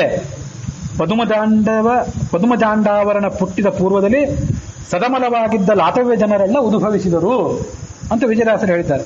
ಹಾಗಾಗಿ ಆ ಲಾತವ್ಯ ಅಂತಂದ್ರೆ ಗುರು ಅನ್ನೋ ಅರ್ಥ ಜಗನ್ನಾಥದಾಸರಿಗೆ, ಆಮೇಲೆ ವಾದಿರಾಜ ಸ್ವಾಮಿಗಳಿಗೆ, ಗುರುವರ್ಥ ದೀಪಿಕಾಕಾರರಿಗೆ, ಮತ್ತೆ ಜಗನ್ನಾಥದಾಸರಿಗೆ, ಹರಿಕಥಾಮೃತಸಾರ ಮಾಡಿದವರಿಗೆ, ಇವರೆಲ್ಲರಿಗೂ ಕೂಡ ಒಪ್ಪಿಗೆ ಆಗಿರುವಂಥ ವಿಷಯ. ಹೀಗೆ ಲಾತವ್ಯ ಅಂತಂದ್ರೆ ಗುರು ಅನ್ನೋ ಅರ್ಥವನ್ನು ಅಲ್ಲಿ ತಗೊಳ್ಬೇಕು. ನಿಮ್ಮ ಎದುರಿಗೆ ಈ ಪಂಚರತ್ನ ಪ್ರಕಾಶಿಕ ಇದ್ರೆ ಆ ಪಂಚರತ್ನ ಪ್ರಕಾಶಿಕದಲ್ಲಿ 1ನೇ ಸಂಧಿಯಲ್ಲಿ 98ನೇ ಪೇಜ್ನಲ್ಲಿ ಈ 75 ವರ್ಷ ತಪಸ್ಸು ಮಾಡಿದ ಮೇಲೆ ಮುಂದೆ ಶ್ರವಣ ಕಾಲದ 3ನೇ ಭಾಗಕ್ಕೆ ಸರಿಯಾಗುವ ಕಾಲದಲ್ಲಿ ಮನನ ಮಾಡಿದ ಅಂತಿದೆ. ಅಲ್ಲಿ ಬ್ರಾಕೆಟ್ನಲ್ಲಿ 10 ಮನ್ವಂತರ ತಪ್ಪಿ ಬರೆದಿದ್ದಾರೆ. ಬರೆದವ್ರು ತಪ್ಪು ಬರೆದ್ರು, ಎಡಿಟ್ ಮಾಡೋರು ಸರಿಯಾಗಿ ಮಾಡಿದ್ರು ಗೊತ್ತಿಲ್ಲ. 10 ಮನ್ವಂತರ ಅಲ್ಲ, ಅದು 25 ಬ್ರಹ್ಮನ ವರ್ಷ. ಇಂಥ ಅಪದ್ಧನೆಲ್ಲ ಹೊಡೆದಾಕ್ಬಿಡಿ. ಯಾಕಂದ್ರೆ ನಾನು ಎಲ್ಲರೂ ಹಿರಿಯರು ಬರೆದವರು, ತಪ್ಪು ಬರೆದ್ರು ಎಡಿಟ್ ಮಾಡೋರು ಸರಿಯಾಗಿ ಗಮನಿಸಲಿಲ್ವೋ ಅದನ್ನ ಹೇಳೋಕ್ಕಷ್ಟೆ. ಬಹುತೇಕ ಸಂದರ್ಭದಲ್ಲಿ ಅದನ್ನ ಕಾಪಿ ಮಾಡೋರು, ಅಚ್ಚು ಮಾಡೋರು ಏನೋ ಅವ್ಯವಹಾರಗಳನ್ನು ಮಾಡ್ತಿರ್ತಾರೆ. ಹಾಗಾಗಿ ಇದನ್ನೆಲ್ಲ ಬಿಟ್ಟುಬಿಡ್ಬೇಕು. ಮತ್ತೆ ಅದೇ ಪಂಚರತ್ನ ಪ್ರಕಾಶಿಕದಲ್ಲಿ 99ನೇ ಪುಟದಲ್ಲಿ ಕೆಳಗೆ ಟಿಪ್ಪಣಿ ಇದೆ. 40 ಬ್ರಹ್ಮಕಲ್ಪವನ್ನು ಆರಂಭ ಮಾಡಿಕೊಂಡು ರುದ್ರದೇವರಿಗೆ ಅಪರೋಕ್ಷವೂ ಪ್ರಾರಬ್ಧ ಕರ್ಮವೂ ನಾಶವಾಗಿ 41ನೇ ಕಲ್ಪದಲ್ಲಿ ಶೇಷ ಪದವಿ ಬರುವುದು ಅಂತ ಗರುಡ ಪುರಾಣ ಹೇಳಿದೆ ಅಂತ ಬರೆದಿದ್ದಾರೆ. ಅದನ್ನು ಕೂಡ ಹೊಡೆದಾಕಿಬಿಡ್ರಿ. ಯಾಕೆಂದ್ರೆ ನಮ್ಗಿದ್ದು ಪುರಾಣಗಳೇ ಸಾಕಾಗಿದೆ, ಮಹಾಭಾರತ, ರಾಮಾಯಣ, ಭಾಗವತ. ಇಲ್ಲಿ ಯಾವುದೋ ಗರುಡ ಪುರಾಣ ಹೇಳ್ತು ಅಂತಂದ್ರೆ ಅನುವ್ಯಾಖ್ಯಾನ ಏನು ಹೇಳಿದೆ ಅಂತ ನೋಡಿದ್ರೆ ಸಾಕಾಗಿದೆ ನಮಗೆ. ಇವತ್ತು ಅನುವ್ಯಾಖ್ಯಾನದಲ್ಲಿ ಆಚಾರ್ಯ ಏನು ಹೇಳಿದ್ದಾರೆ ಅಂತ, ಆಚಾರ್ಯರು 50 ಕಲ್ಪ ಅಂತ ಸ್ಪಷ್ಟವಾಗಿ ಹೇಳಿರುವಾಗ ಇದ್ಯಾವುದೋ 40 ಕಲ್ಪ ಅನ್ನೋ ಮಾತು ಆಚಾರ್ಯ ವಿರುದ್ಧ. ಹಾಗಾಗಿ ಗರುಡ ಪುರಾಣವನ್ನು ಬಿಟ್ಟುಬಿಡ್ರಿ. ಅದನ್ನ ಅನುಸರಣೆ ಮಾಡ್ಕೊಂಡು ಯಾರು ಟಿಪ್ಪಣಿಕಾರ ಹೇಳಿದ್ರೆ ಅದನ್ನು ಕೂಡ ಹೊಡೆದಾಕಿಬಿಡ್ರಿ. ಅದಕ್ಕಾಗಿ ಈ ಪ್ರಭಂಜನಾಚಾರ್ಯರು ಈ ಕಲ್ಪ ಸಾಧನ ಸಂಧಿಯಲ್ಲಿ 42ನೇ ಪದ್ಯದಲ್ಲಿ 5 × 6 ಅದು 30 + 9 39 ಕಲ್ಪದ ಸಾಧನೆ ಅಂತ ಹೇಳಿದ್ದನ್ನ ನಿನ್ನೆ ನಾನು ಹೊರದಾಕ್ರಿ ಅಂತ ಹೇಳಿದ್ನಲ್ಲ, ಇದೇ ಕಾರಣಕ್ಕಾಗಿ. 39 ಕಲ್ಪದ ಸಾಧನೆ ಅಲ್ಲ ಅದು. 5 + 6 11, 11ರಿಂದ 9ರಿಂದ ಗುಣಿಸಿಬಿಟ್ರೆ 99. ಒಟ್ಟು 100 ಕಲ್ಪದ ಸಾಧನೆ ಅಂತ ಅರ್ಥ ಮಾಡಬೇಕೇ ಹೊರತು 40 + 40, 39, 41 ಇವು ಕೂಡ ಅನುವ್ಯಾಖ್ಯಾನ, ಭಾಗವತ ತಾತ್ಪರ್ಯ ಇವಕ್ಕೆ ಹೊಂದಾಣಿಕೆ ಆಗುವಂಥವಲ್ಲ. ಇವು ಈಗ ನೀವು ಕೇಳೋರು ಗೊಂದಲ ಮಾಡ್ಕೋಬೇಕಾಗಿಲ್ಲ. ಅಲ್ಲಿ ಕೆಲವರು ತಮ್ಮ ಎದುರು ಪುಸ್ತಕ ಇಟ್ಕೊಂಡಿದ್ದವರಿದ್ದಾರೆ. ಆ ಪುಸ್ತಕದಲ್ಲಿ ಏನು ಸಮಸ್ಯೆ ಇದೆ ಅಂತ ಹೇಳಿದೆ ಅಷ್ಟೇ. ಮತ್ತು ಈಗ ನಾನೇನು ಹೇಳ್ತಿದ್ದೇನಲ್ಲ, ಇವು ಅನುವ್ಯಾಖ್ಯಾನ, ಭಾಗವತ ತಾತ್ಪರ್ಯ ಎಲ್ಲ ಕಡೆ ಇರುವಂಥ ವಿಷಯ. ಈ ಒಮ್ಮೆಲೆ ನಿಮಗೆ ವಿಷಯಗಳ ತಲೆಯಲ್ಲಿ ನಿಲ್ಲದೇ ಇರಬಹುದು. ಆದರೂ ಇಷ್ಟೆಲ್ಲ ವಿಷಯ ಯಾಕೆ ಹೇಳಿದೆ ಅಂತಂದರೆ, ನೀವು ಉತ್ಸುಕರಿದ್ದೀರಿ, ಇಲ್ಲ ಹಿರಿಯರಿದ್ದೀರಿ, ಜ್ಞಾನಿಗಳಿದ್ದೀರಿ, ವಿಕಾಸ್ ಭಕ್ತರಿದ್ದೀರಿ, ಉತ್ಸುಕರಿದ್ದೀರಿ. ಅದಕ್ಕಾಗಿ ನಿಮ್ಮ ಎದುರಿಗೆ ಹೇಳಿದೆ. ಇಲ್ಲಿ ನಿಮ್ಮ ಎದುರಿಗೆ ಹೇಳದೆ ಹೋದರೆ ಬೇರೆ ಯಾವ ವೇದಿಕೆಯಲ್ಲಿ ಇದನ್ನು ಹೇಳೋರು ಇರೋದಿಲ್ಲ, ಕೇಳೋರು ಇರೋದಿಲ್ಲ.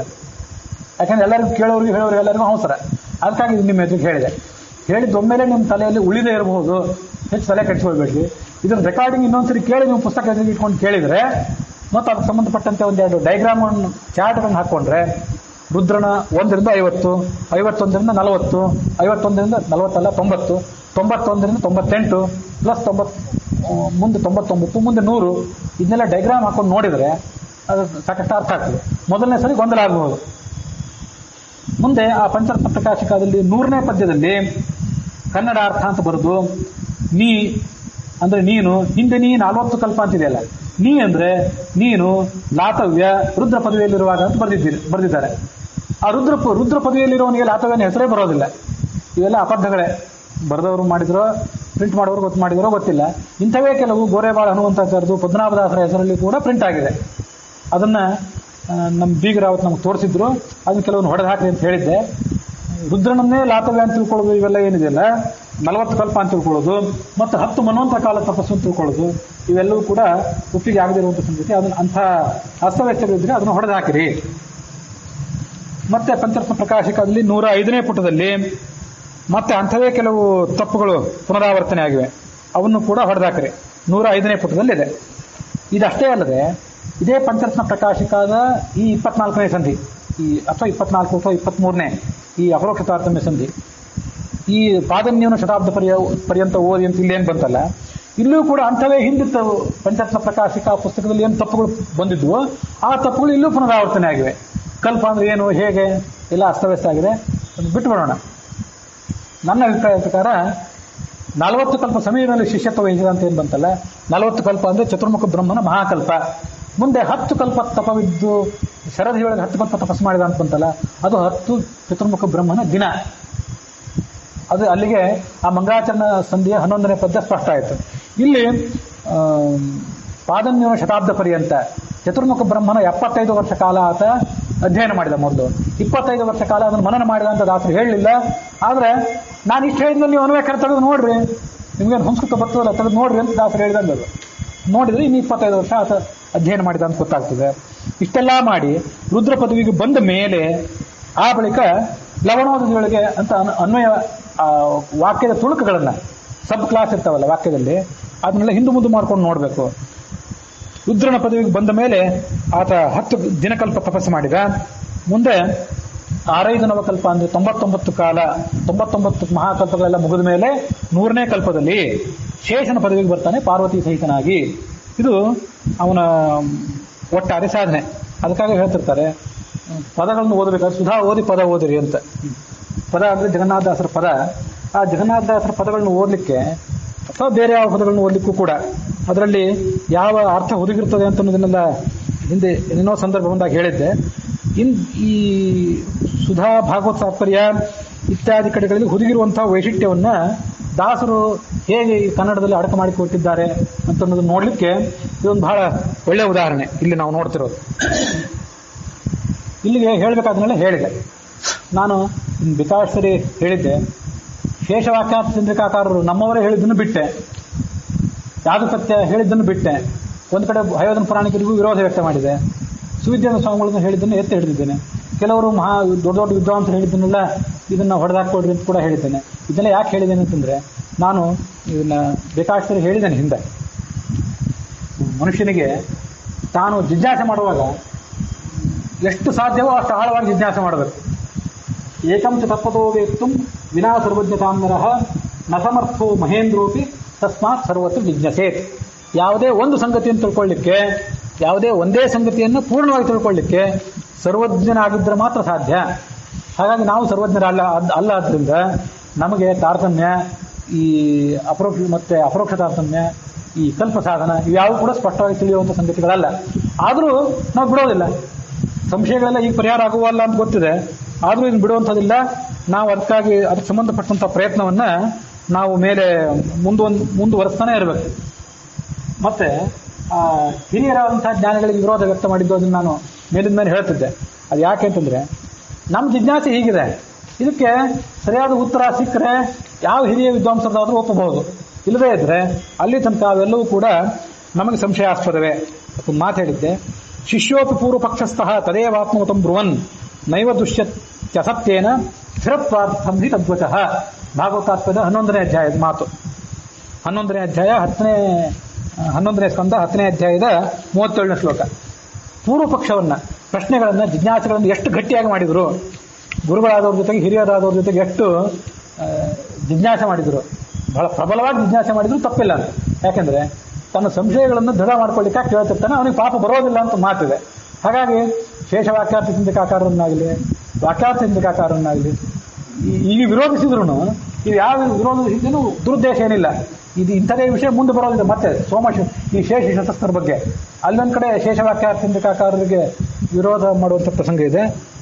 ಬುದ್ಧಿಗೆ ಅಂತ ತಿಳಿದು ಅದನ್ನು ಹೇಳಿದ್ದಾನೆ. ಹೇಳಿದ್ದಲ್ಲ ಸರಿ ಅಂತಲ್ಲ, ಈ ನಾನೊಂದು ಮೇಲಿನ ಮೇಲೆ ಹೇಳ್ತಿರ್ತೇನೆ, ಯಾವ ವ್ಯಾಖ್ಯಾನಕಾರರಾಗಲಿ ಯಾವ ಟಿಪ್ಪಣಿಕಾರರಾಗಲಿ 100% ಸರಿಯಾಗಿ ಹೇಳಲಾರರು. ಆ ಮಾತು ಹಿಂದಿನವರಿಗೂ ಅನ್ವಯ ಆಗ್ತದೆ, ಈಗ ಬದುಕಿದ್ದವರಿಗೂ ಅನ್ವಯ ಆಗ್ತದೆ. ಇಲ್ಲಿ ಮುಂದೆ ಕೂತು ಹೇಳ್ತಿರುವ ನನಗಂತೂ ಅನ್ವಯ ಆಗೇ ತೀರ್ತದೆ. ಇದನ್ನ ಎಚ್ಚರದಲ್ಲಿ ಇಟ್ಕೋಬೇಕು. ಹೀಗೆ ಇವತ್ತಿನ ಭಾಗ ಏನಿದೆ ಇದು ಈ ದ್ವಾದಶಿಯ ಪ್ರದೋಷ ಕಾಲದ ಸಂಚಾರ ಮಾಡುವಂಥ ರುದ್ರನ ಅಂತರ್ಯಾಮಿಯಾಗಿರ್ತಕ್ಕಂಥ ಭಾರತೀಯ ರಮಣನ ಅಂತರ್ಯಾಮಿಯಾಗಿರ್ತಕ್ಕಂಥ ನರಸಿಂಹರೂಪಿಯಾದ ಭಗವಂತನಿಗೆ ಅರ್ಪಿತ ಆಗಬೇಕು. ಅದು ಮಾತಿದೆ ಅಲ್ಲಿ ರುದ್ರಾಧ್ಯಾಯದಲ್ಲಿ. ಅಧ್ಯವೋಚದಧಿಭಕ್ತ ಪ್ರಥಮೋ ದೈವ್ಯೋಭಿಷಕ್ ಅಹೀಂಶ್ಚ ಸರ್ವಾಹಂ ಜಂಭಯನ್ ಸರ್ವಾಹಂ ತಯಾತು ಧಾನ್ಯ ಅಂತ ರುದ್ರಾಧ್ಯಾಯ ರುದ್ರವನ್ನು ಹೇಳ್ತದೆ, ಮುಖ್ಯ ಪ್ರಾಣನ ಹೇಳ್ತದೆ, ಮತ್ತು ಮಹಾಪ್ರಾಣ ಅನಿಸ್ಕೊಂಡಿರುವಂಥ ನರಸಿಂಹನ ಹೇಳ್ತದೆ. ಅದಕ್ಕಾಗಿ ಆ ಲಿಂಗದ ಮೇಲೆ ನರಸಿಂಹನ ಶಾಲಗ್ರಾಮ ಇಟ್ಟು ಅದಕ್ಕೆ ರುದ್ರಾಧ್ಯಾಯದಿಂದ ಮಣ್ಣು ಸೂಕ್ತದಲ್ಲಿ ಅಭಿಷೇಕ ಮಾಡ್ರಿ ಅಂತ ಹೇಳೋದು. ಈ ದೇವ ಇದ್ದಾನಲ್ಲ, ಈ ದೇವ ಅಂತ ಹೇಳ್ತೇನೆ, ಅದನ್ನ ನೀವು ರುದ್ರನಿಗೂ ಅನ್ವಯ ಮಾಡ್ರಿ, ಮುಖ್ಯ ಪ್ರಾಣನಿಗೂ ಅನ್ವಯ ಮಾಡ್ರಿ, ನರಸಿಂಹದೇವರಿಗೂ ಅನ್ವಯ ಮಾಡ್ರಿ. ಅಧ್ಯವೋಚತ ಅಧ್ಯಾಪನ ಮಾಡಿದ, ಉಪದೇಶ ಮಾಡಿದ, ಇದೇ ಮಾತು ಬಂತು.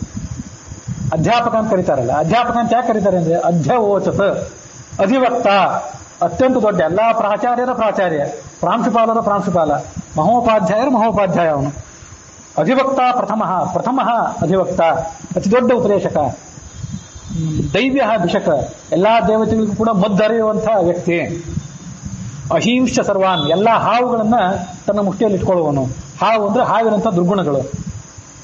ಅಹಿಂಶ್ಚ ಸರ್ವಾನ್ ಜಂಭಯನ್ ಸರ್ವಾಂಶ ಯಾತು ಧಾನ್ಯ ಅಂದ್ರೆ ದುಷ್ಟ ಶಕ್ತಿಗಳು, ಎಲ್ಲಾ ದುಷ್ಟ ಶಕ್ತಿಗಳನ್ನು ಕೂಡ ನಾಶಪಡಿಸುವಂಥವನು.